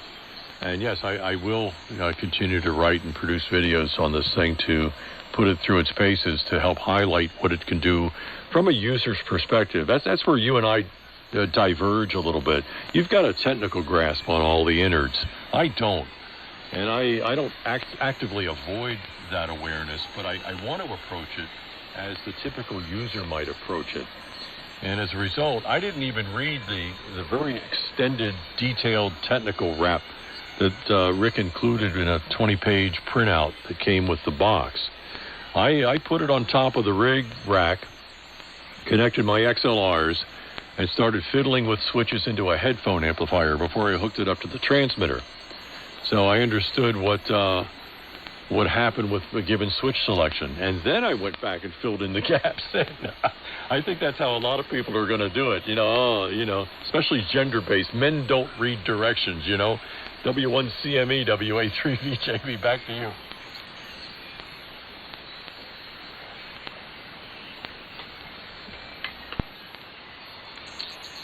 There you go.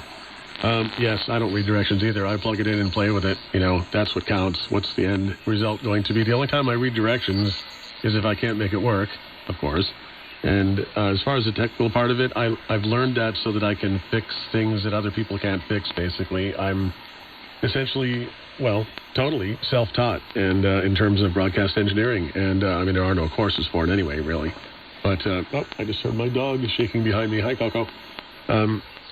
So, yeah, I'm probably more like you than you realize. I, again, really only learned the technical parts so I could make it work better. It's, I remember when I first was in the industry, paid at about age 17 or so, it's like, why do we have to use Cleveite brush crystal headphones? Yeah, they're cool, but they rip my hair out, so can I use 8-ohm headphones or whatever we had back then? No, because, the engineers would say, no, because it's a 2,000 ohm circuit, and 8 ohms will load it down, and it won't be loud enough, and blah, blah, blah. So, of course, I brought in an external amplifier, and I made it work. It's like, I want to hear high quality when I talk and when I'm on the radio, so you just figure out ways to make that happen, and you have to learn the technical parts to be able to achieve that. The cool stuff about transmitting to neighbors, of course, if you look at my QRZ page, you'll see that I started, and it's part 15. I don't even know if they had officially part 15 back then, but now it's part 15. Low power transmission, mostly on AM. I think it can be on other types of modulation, but it's mostly AM, I think, these days. But that's how I started. I started a little tiny station, playing records for my girlfriends in the neighborhood, literally. And that got me interested in broadcasting. So by the time I got to college, I had already done a bunch of my own. And I saw college equipment, and I was like, wow, this is pretty cool. I think this is what I want to do. And I was checking out stations and et cetera, et cetera. So I was already in commercial broadcasting before I was a freshman in college, working at a couple local radio stations. The positive peak thing, Leonard Kahn was pretty much the guy who developed that back in probably, I guess, the late 60s, maybe, mid-60s. And he was building boxes that could give you 300% plus positive peaks. But that's all controlled by the power supply. And your point about solid-state transmitters or modern, non-tube transmitters is well taken, because it's the ability of the power supply to make that happen. A lot of power supplies in transmitters back in the day could barely make 100%, and if you really, really pushed it, it wouldn't make it at all. So that's why, people who like old, heavy iron are all about the power supply. If you listen to Timtron, it's all about how good is the modulation transformer, how strong is the power supply, how much power can you run through the thing to make it work, and it's actually true that the modulation adds to the signal in AM. It's important to have as high modulation as possible. It's essentially 50% of the signal. That's not true in FM, and that's why, the different kinds of processings are done depending on what the band is in commercial and non-commercial radio. The cool thing about AM, I think, that really helped a lot was AM stereo. The process of AM stereo was a disaster, as most people know, from competing systems, from the FCC not making a decision about which system to go with, and choosing an inferior system, in my opinion, the Motorola system. But what happened was you couldn't get good AM stereo without good antenna bandwidth, and back then you could get on the air with a very narrow AM antenna system. You could run 50,000 watts through it, but as you get into nulls, if it's directional, or when you're on the edge of the signal, et cetera, the bandwidth is narrow, and the receiver doesn't receive enough signal to sound good. And from AM stereo, we learned how to, and began to make AM antenna systems in broadcasting anyway, as wide bandwidth as possible. And that made a tremendous difference in the quality of the sound. And at the same time, NRSC came in and reduced the bandwidth ability. So, everything was working in the opposite directions. But overall, I think it was an improvement as time went on. So, yep, I am familiar with some of these low power processors like the Schlockwood and other stuff like that. It's all good. It's interesting to hear you say that it's becoming a bit of a hobby to use these Part 15 transmitters for, I assume, talking back and forth or being a station and other than like I did. if you could talk more about what you know about that, I'd love to hear it. Because unfortunately, where I am now, I can only see one house. So I don't have a lot of neighbors here. And then on the backside of my property is Lake Champlain, so there's nobody there either. And not that I really, even do that anymore. But when I was a kid, when I was using Part 15 stuff, there were, I don't know, probably 100 listeners or potential listeners within the coverage of the station.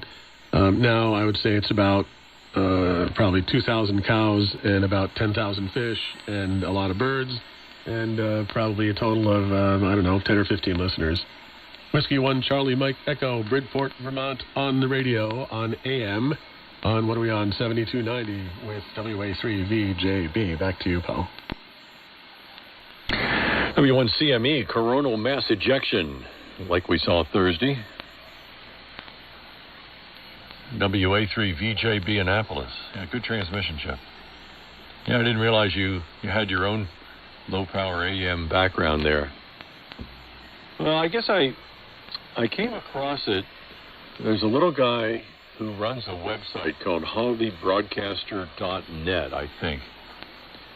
And he's very, very tightly wound. He's going to break a mainspring someday, but I was on there for a while because as with yourself, I'm always interested in audio processing, and I was doing a search for some processor or other long before this latest project with the Macs. And up popped his website I know what it was. It was when the 223 first came out, the Innovonics, to replace the Innovonics 222. And the 223 has one of the first, I guess, affordable look-ahead snuffers, peak snuffers. I call it snuffers. And he had actually done an interview, I think a video, Skype or something, with the Innovonics founder. And discussed this 223, so that was of interest. But he kept it proprietary. The video was locked down on the website, all kinds of branding and copyright warnings. I was like, well, what kind of a wacko is this guy?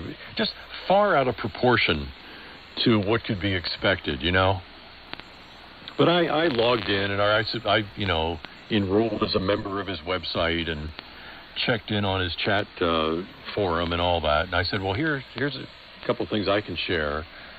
These processors, and I listed the ones I've got, have all been really good for the past 40 years since they were first marketed. But the 223 does sound interesting because of this other feature. And the guy has a tendency of feeling like anybody who says something he needs to one-up. And it started being really annoying because all I was doing was sharing my experience. I said, oh, well, you think that's interesting? Try this, And then he started then I noticed he was doing it with everybody. Now, I didn't have to take it personally.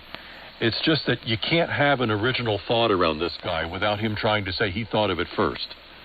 All right, so I got out of there and I was done with it. But anyway, before I left the website, it turns out there are quite a few people participating who are into low-powered AM broadcasting and FM, you're correct, as a hobby, as something to do. My first exposure to it happened to be at K3RTV, or Silicon Seal Station, K3 Radio Television, a museum station about a dozen miles from here, who used a low-powered AM transmitter to send signal to all their antique radios that they had on display that had been restored and functional. So this time of year, for example, they'd play a CD of Christmas music that would come out of these radios as visitors would take them in at the museum, and that was always pretty cool.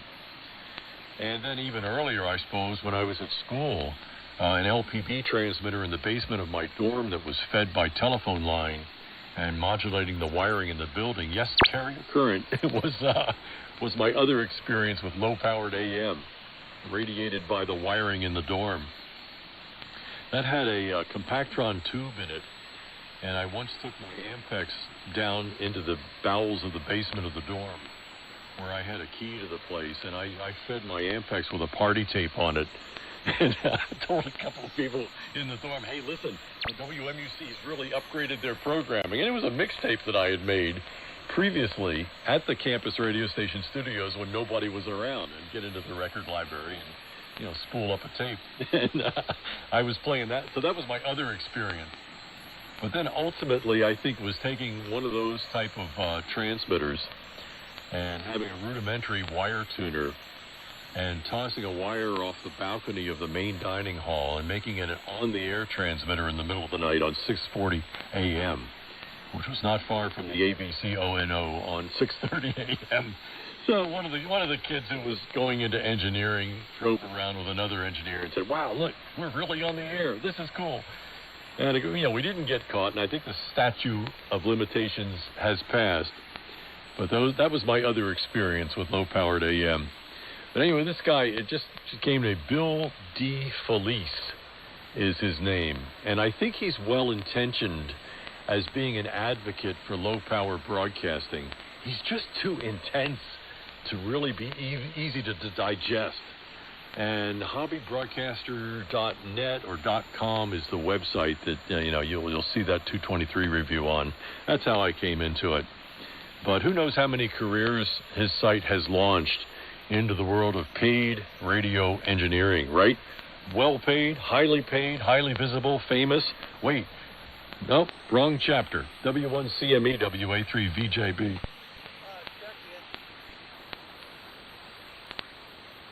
Go ahead, I just heard somebody calling check-in, I think. Go ahead.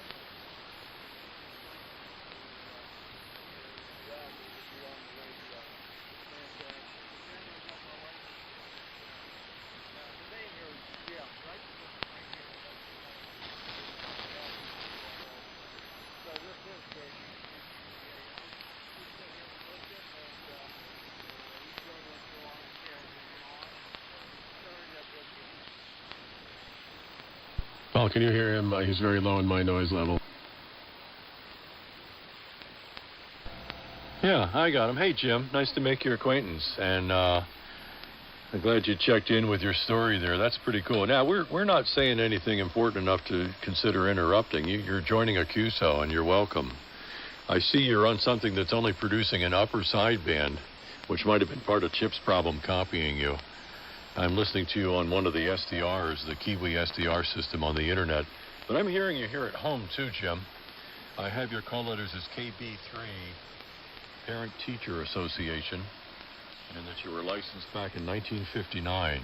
And I enjoyed your story about getting on the air with the old tube transmitter and doing your own, essentially bootleg broadcasts. Before I pass it to Chip, I'll tell you a quick story on the Outer Banks of North Carolina. At the top of the hour, WA3VJB Annapolis is an island known as Ocracoke. And they never had a radio station serving that community that's about 20 miles offshore. So I did a report for the network that I used to work at, a video report of Radio Comes to Ocracoke. And one of the island elders talked with me in an interview about how they used to have a bootleg transmitter in the church. And they used to broadcast the church services as well as, Christmas music and stuff like that to serve the people on the island who couldn't necessarily get to church anymore. And, of course, those driving around who, could hear it in their car. So I called that a public service. But now they've got a real, I guess it's about a 600-watt FM station on Ocracoke that's doing the job that the old bootleg transmitter used to do, Jim. So that took me right back. Go ahead, Chip, W1CME, and then that's Jim, KB3PTA, WA3BJB. Hello, Jim, KB3PTA. I can sort of hear you, and now that I know your upper sideband, I'll tune up that way and see if I can hear that, or at least more on the upper than the lower. I'm not really sure. Yeah, I started out with, single tube night kits and all kinds of other things like that back in the day doing the Part 15 broadcasting, and I loved it. And I actually originally was into recording, so I also had an Ampex. It was a 600, which is the high impedance input version of the 601. Very common back in the day. In fact, when I got into radio, I was able to walk into a studio and say, oh, there's an Ampex. And they'd go, how do you know about that? You're only 17. Well, I have one. Really? Okay. Where are you signed? Where can you sign up? Would you like to be on the radio? It helped. It was pretty cool. But anyway, yeah, I started with that kind of stuff. It's Part 15. It's legal unless you go over whatever the limit is, 100 milliwatts, I think, at a distance of 3 meters or whatever the actual rule is. But it's cool, and it's fun, and you can learn all kinds of things. And so welcome. Thank you. I hope I can hear you better on your next transmission. And to Paul, I just want to say that I finally found that hobbybroadcaster.net website, and I can kind of see what you mean about the feelings of the person who's doing that work. I was looking under broadcasters with an S and couldn't find it, but then you mentioned it again, and I tried it without the S, and there it was. So that'll be interesting to check out. I've seen some of the articles that he has posted there in, Radio World and various things, so it'll be kind of neat to check into. I don't think I'll be doing much 100 milliwatt transmission, though, here anymore. As I said, most cows don't have transistor radios, so it's not gonna do much for me. But I have real stations to play with, so that's more fun. Quick story about college radio. At the school that I went to, which is Skidmore College in Saratoga, in the first class of co-ed, it was wonderful, first co-ed class, because it was a girls' school before. They had a carrier current station. I helped them put on a 10-watt FM at that point, not LPFM, but a 10-watt FM. But it was carrier current, and in my freshman year, I got involved with the radio station and found a way through the telephone system at the school to get a dry pair from my dorm room to the station. And I don't remember how I actually, basically cut into the network, but, it was they only had shows at certain times of the day. And then they would run broadcasts from other schools nearby that they had cooperative, agreements with. And they had, phone lines from, for example, Union College in Schenectady, which was a boys' college, as far as I know. And so the boys' college liked to transmit to the girls' college because, well, they were coming up for a date. Anyway, I did a show called Open Window from my dorm room, which I don't remember when it was, probably Friday night or something like that. And I would literally hang a microphone out the window of the dorm room down at ground level and then talk to people that were walking by, plus music and other stuff. Kind of fun. Wasn't good for my scholarship activities, but it was a fun thing to do on the radio. Anyway, I'm not going to drop off, but I'll relinquish the channel for a moment back to KB3PTA, and let's see if I can hear you better. This is Whiskey 1 Charlie Mike Echo, Bridport, Vermont. Okay, this is KB3PTA. I think I got the call sign on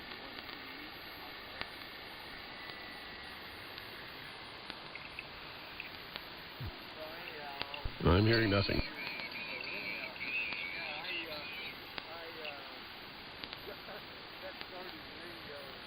Yeah, he's in there. Hang on.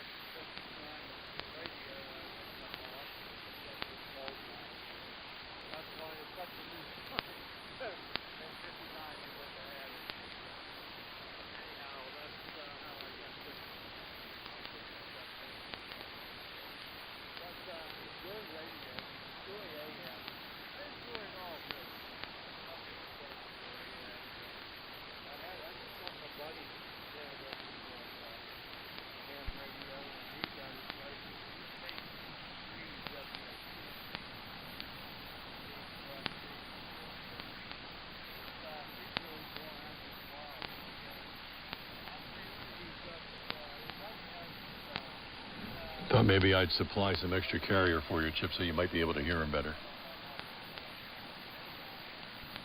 He's still transmitting. Yeah, I can hear him, but barely.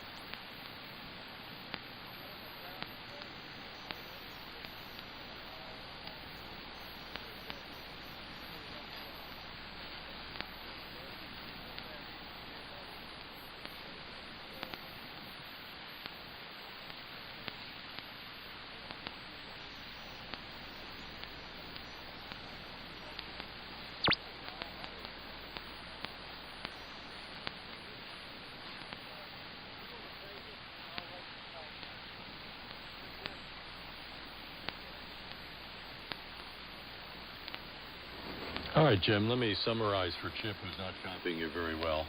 KB3PTA, the former K3QJK, and Chip's call letters are Whiskey 1, Charlie, Mike, Echo. And he's up in Bridport, Vermont. I'm here at Annapolis. I didn't get where you're at. I'll look you up in a minute, but as daytime conditions get going here, it's harder to hear. I actually thought I was helping Chip by adding my carrier to yours to help him receive you in a better signal-to-noise ratio. But I got most of what you're saying, and good luck to your friend there who also is licensed now. And I think it's EchoLink that you're talking about on the repeater network that people are doing these days. EchoLink is one of those things where they link a lot of the repeaters together and cover the earth with them, really. I guess there's an internet layer in that allows that to happen. There's a repeater around here that does that, and I've heard people coming in internationally on that. And it's a hybrid between real RF that gets into the repeater at some point along the way, and then internet connectivity that allows those repeaters to be chained together into a regional, or I guess in the case I heard, worldwide sort of a system. I know that's cool stuff. I guess I'm doing a version of that by listening on the internet to you. You faded out here at Annapolis in my home receiver, yet the one in northeast Maryland is picking you up Q5. So there are advantages to a hybrid of internet-based communications and actual transmitting on the air.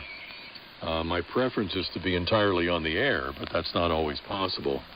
And as a matter of fact, I'm trying to achieve a 40-meter contact with the United Kingdom by operating up here on transmit and listening to them on their AM frequency of 7150 or 7160.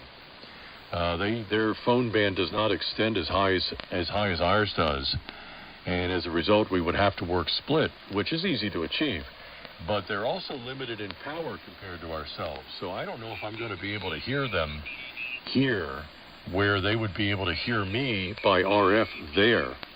So I plan to use one of the United Kingdom SDR nodes that might enhance my ability to receive them if I ever do achieve a 40-meter AM contact with them. Worked them up on 10, and that band's open, Jim, if you haven't already found out. AM activity there is from 29.0, around 29.0, I'll say it that way. Usually it's up, but there is some activity on 28.990, so I don't want you to miss that if you'll check out up there with that capability. So let me kick it back to Chip for a transmission if he caught any more than what I've been able to relay to you there, Chip. W1CME and the group WA3VJB. Go ahead. Well, I didn't catch anything he said. I could just tell he was talking, but thanks for relaying that information. That's all good. I think I actually heard him say something about how he appreciated, college broadcasting. Unfortunately, he's way down in the noise here for me. But it's all good. That's okay. I like to listen. I don't always need to talk. And so I'm going to throw it back to you guys and let you continue to talk since you can. The band is getting noisy here, too. Even you, Paul, are dropping down, not horribly, but down from where it was earlier today. Hopefully you can still hear me. Whiskey 1 Charlie Mike Echo, Bridgeport, Vermont. Sending it back to the group. Whiskey Tango, number 1 Hotel. WT1H. Checking in with a big signal. Good morning. WT1H in the group, WA3VJB. I was going to go in and get some breakfast, so this is a good time. You guys are probably hearing one another.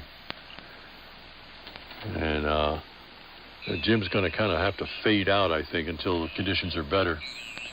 Jim, we'll look for you again. Maybe I can copy your rig the next time round, which is, it might be a vintage piece. I don't know of any contemporary transceiver that produces only one sideband like you're doing. So you might be on an old Holocrafters of some kind. It might be a military rig. I think that's the default on military rigs with AM is upper sideband and a carrier, where the Holocrafters, I believe, are lower sideband and a carrier. But either way, it's kind of hard to copy. And we'll bid you adieu for now. Yeah, I always enjoyed college radio as well. I think what else Jim was pointing out, Chip, was the idea of public service, emergency communications. And I'll point out that was part of the justification in their FCC application when radio came to Ocracoke, North Carolina, on the Outer Banks. And they said that for hurricane preparedness, flood and wind, power outages because they're on the Outer Banks way down at the south end, they need themselves an emergency-capable FM station to get news and views and health and welfare out to the community. And the FCC said, yep, here you are, 25 miles offshore. You can't expect the mainland North Carolina stations to really cover a community of 600 in the winter. Plenty of tourists there in the summer, ourselves included over the years. So here's your application, and it became WOVV, Ocracoke's Village Voice. A very cool station. So WT1H, how are you this morning? I'll stick in here for one, then I'm going to head into the house. I see the dogs walking around up there, one of two. He probably needs out for his morning constitutional there as well. Very good signal into Maryland. WT1H on the group. We got Chip in there, too. You probably heard. WA3VJB. Okay, good morning. WA3VJB. Is it Jim? I can't remember. I suppose I could look for an old list that I made here. And, if I did the smart thing and pulled up my...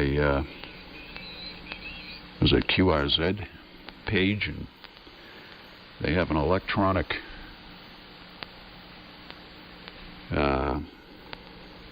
can't even think of the word, logbook. There we go. It's all coming back now. It's been a few days since I've been on, so that's all it takes now, is just a few days. So I'm not going to be in here for all that long, but everybody's got beautiful audio, beautiful signals, and I just thought I'd say good morning, and maybe I'll sit in here for a couple. So, Chip, why don't you take it away? And I don't have your call written down yet. The handle here is Skip, Sierra Kilo Indigo Papa, Raleigh, Massachusetts, which is about 35 miles north of Boston. 10 miles south of the New Hampshire border, and we're a couple of miles in from the ocean, just enough to get away from the tsunamis. WT1 Hotel, over to you, Chip. WT1 Hotel, Skip, hi there. People call me Skip a lot, even though I'm Chip, C-H-I-P.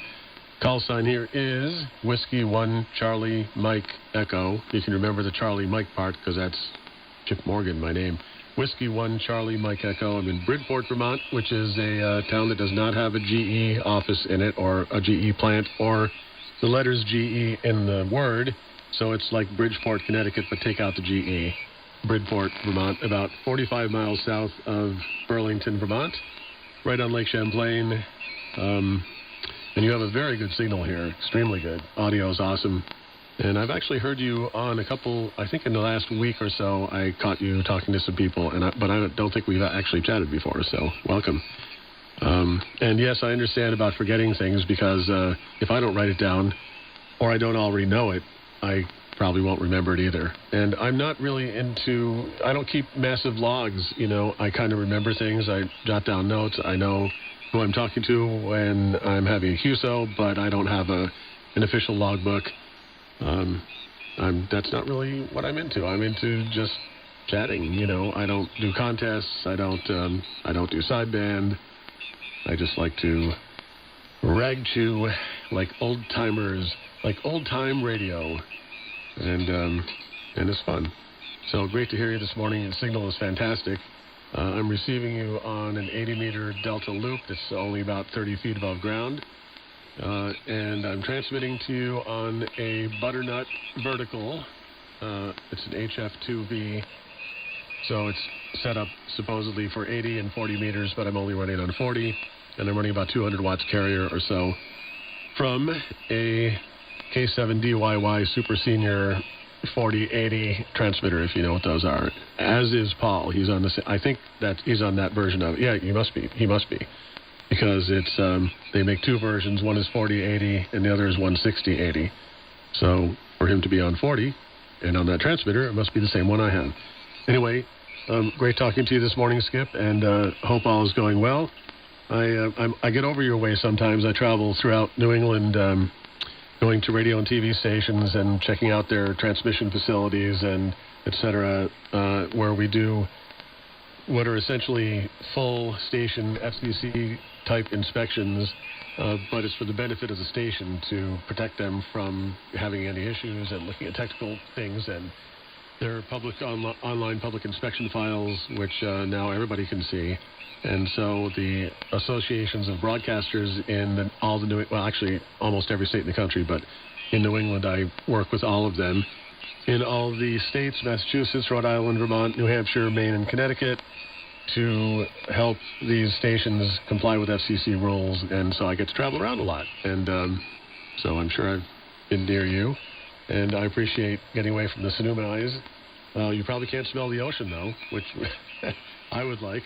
But very cool and great to make your acquaintance this morning.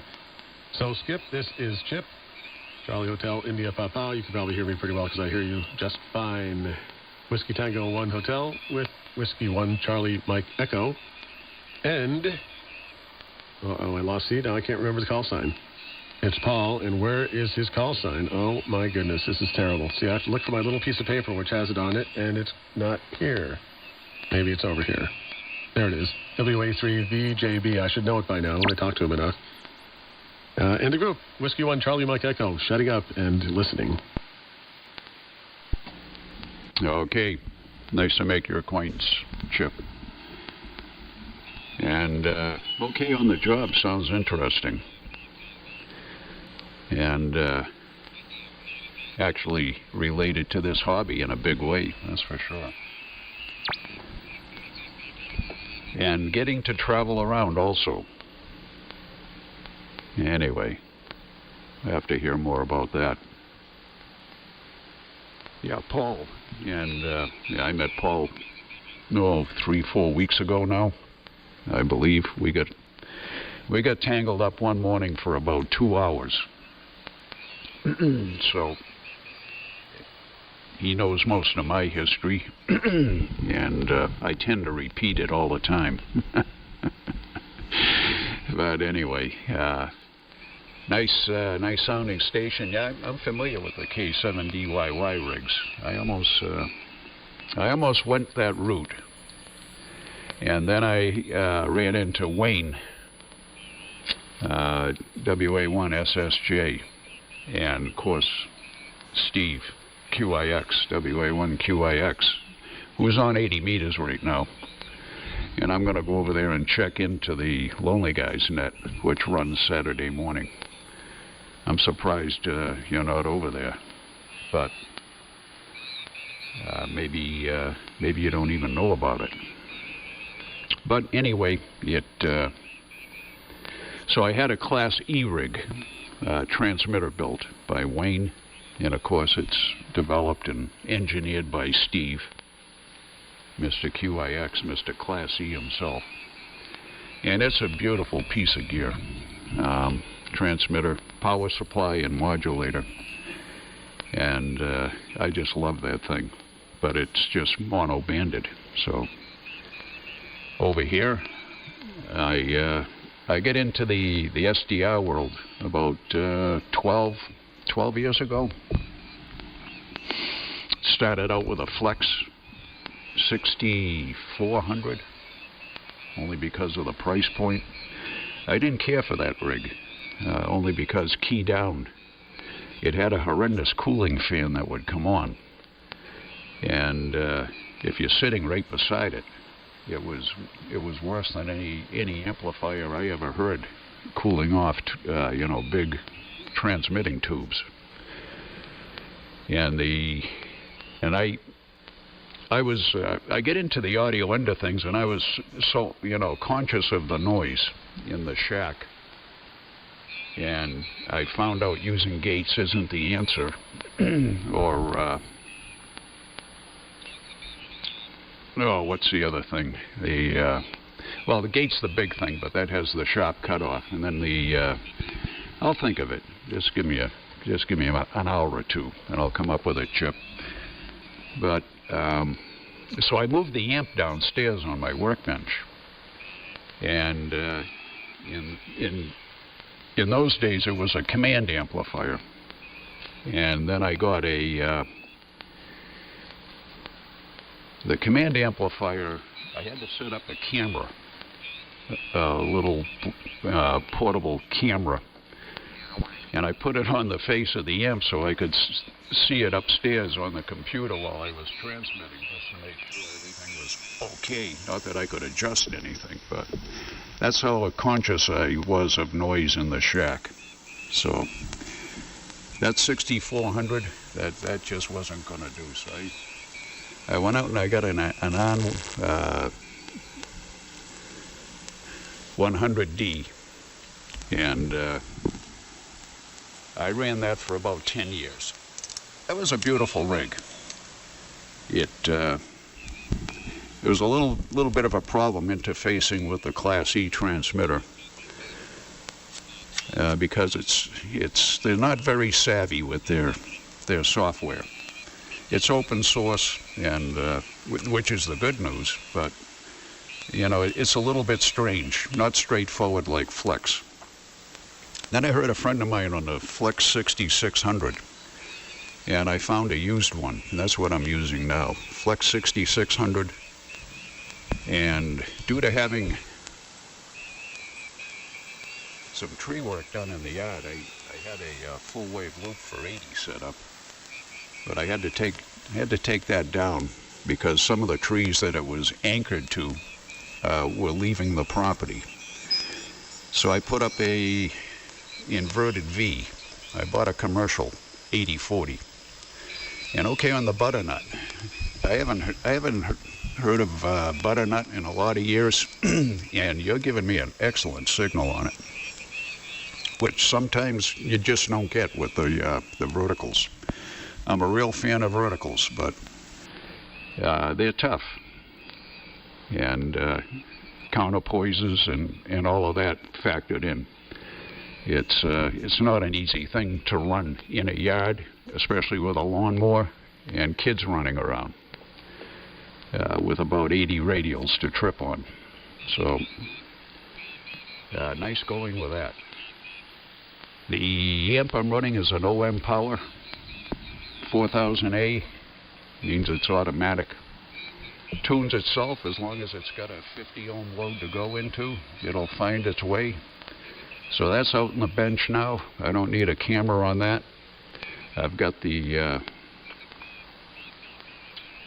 control box in here, so it tells me everything I want to know about it, and really nice. So it's an 80-40 dipole up at about 45 feet, inverted V fashion for both, and that's the working conditions here, Chip. W1 CME. I'm surprised we haven't worked before. You right up there in Burlington. Beautiful spot.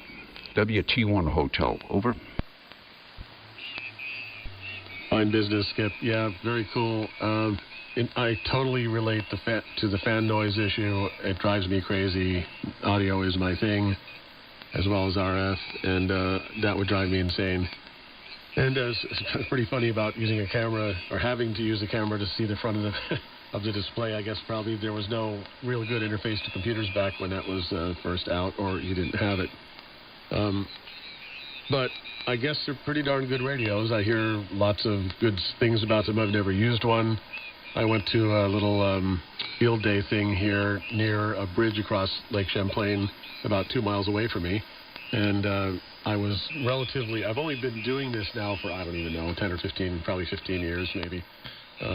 Because I'm into broadcasting, and I've been working with all kinds of other transmitters and receivers. Well, not so many receivers, but we transmit to receivers in broadcasting, and I just never had the time or space, really. Well, I had the space. I shouldn't say that. I had the space. I didn't have the time to, get into the ham world, even though I was aware of it from the time I was 15 or 16. Excuse me, I'm going to have to cough here for a second. And I know my noise gate didn't cut that out. But I never really did it, and I am only interested in AM, so I needed to get, reasonable power. And 25 watts will work. I talked to a guy in Brooklyn, New York, fairly regularly on 25 watts on his end, and I can receive him, so that's kind of cool. But I wanted something a little bit more, something bigger. So I actually was playing around on sideband for a little bit over the years. I'm not on all the time. That's why you probably haven't heard me before, Skip. I travel a lot, and I'm super, super busy, still working. I should be retired by now. I'll be 70 in April, I think, if I have my dates right. But I'm still working and plan to continue to work, and so I'm only on early in the morning usually, or on weekends. And I've been on with Paul since I think we started around we did start around 7 this morning, so I can relate to the long conversations that you may have had with him before, and they're always great and fun. Inverted V, very cool. I've been starting to experiment with inverted Vs. I've got, I think, 2, but they're both coiled up because I set them up temporarily, didn't have super good luck. They're actually bazookas, inverted V double bazookas. Didn't have great luck tuning them right out of the box, and I'm sure it's nothing wrong with the antenna and everything wrong with, the way I had it hanging and whatever is kind of temporary stuff. I've got, the test equipment to make it right, but you have to physically get it in the right, location to make it work properly. And I never was able to do that in the short time I put into playing with them. So they're sitting there, probably waiting till next summer till I do something better. I've got a bunch of tower sections here that I haven't put up. My stuff, well, the vertical is, of course, on the ground. I mean, it's not. It can be elevated, but it's not. And I think it only has 16 radials. Maybe it's 24. I can't remember. It's whatever comes with it as the basic ground system. And I'm pretty happy with the way it works. Of course, on receive, it's noisy, but I don't use it for receive. So, and I'm in kind of clay soil, so that's okay. Don't know the exact ground conductivity here. Probably 5 Mohs. I think that's how it's measured. But it seems to get out okay. And when I compare the delta loop that I have in horizontal mode with the vertical butternut, most signal reports are no difference. So that's cool. The vertical's farther away from the shack than the loop is, so there's less RF coming into the shack, and I like that. And I like vertical, when you have a vertical antenna, for sure it's fully omnidirectional, and that's what I want also, just kind of for my broadcast background. So anyway, all good here. Thank you for checking in. I'm going to hang around a bit longer. I have time for another cup of coffee. It's been at least an hour, which is unusual for me. So I can hear you or anybody while I'm doing that, so no problems with that.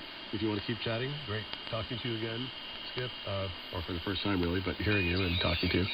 And thanks for checking in. Whiskey Tango 1 Hotel. This is Whiskey 1 Charlie Mike Echo.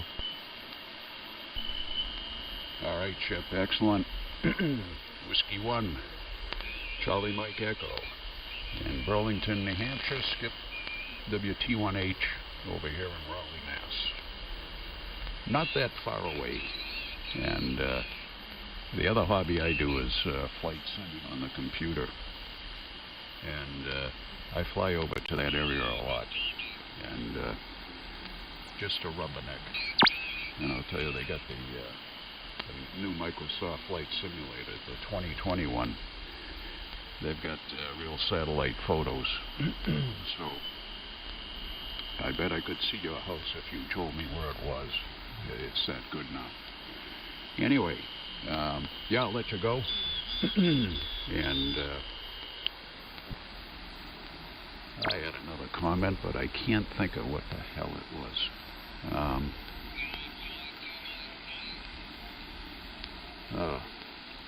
Just terrible here.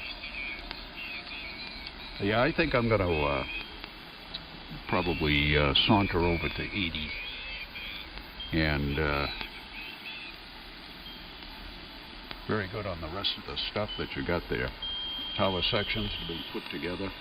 I've got a tower here. It's a 50-footer. It's an Aluma tower. I bought it years ago. It still looks brand new.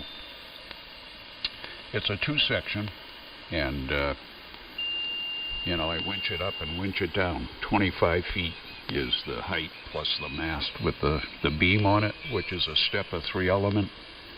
And when it's good weather and everything, I don't guy it, so when it's good weather and everything like that, it stays up at about 45 feet. So it works great. I love it. And the stepper that's a bucket list item. Age here is 7'4". Chip, I'll be 75 in March. And you know, as the old saying goes, if I knew I was going to live this long, I would have taken better care of myself. So all that applies.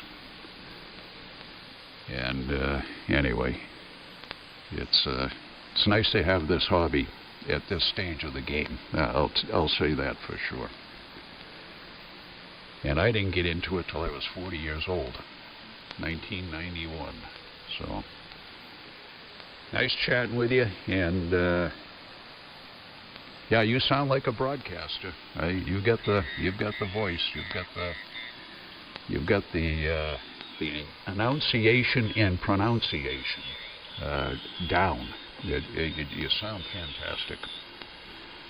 Great sounding station. W1CME, WT1H, Skip and Raleigh. I'm going to say 7-3 Chip, and we'll catch up with you. I might be back after the net. But anyway, it's been a real pleasure bumping into you this morning. I'll look forward to doing it on another Saturday. Roger that, Skip. Thank you very much for your compliments. And yes, I am aware of that network. I don't really have good equipment to be on 75 or 80 meters. I can do it, but don't have the power or the antenna to do it well, so I don't really get over there as much. By the way, and I know you're going to go away here, but there's somebody with a carrier south of us that's been just causing heterodynes in your signal, but you were punching through just fine. Your station sounds fantastic, and it's great to have met your acquaintance. I'm sure we'll catch each other again on the band sometime in the future. So I'll say 73. I'll be monitoring, but I'm probably going to go actually, do something else other than listen and talk. But I'll be around throughout the day if you could come back or anybody else wants to chat. This is Whiskey 1 Charlie Mike Echo, Bridport, Vermont, saying 73, and have a great time. Bye. All right. Yeah, Chip, they were on through your whole transmission, but I just narrowed up the filters here to about 5.6. I had them out to 8, which is where 8 and 10 is where I love to listen to you guys that have great audio. And I narrowed it down to 5.6. I wasn't quite getting what I wanted to hear, but you took him right out of the picture. What a moron. WT1 Hotel. 73.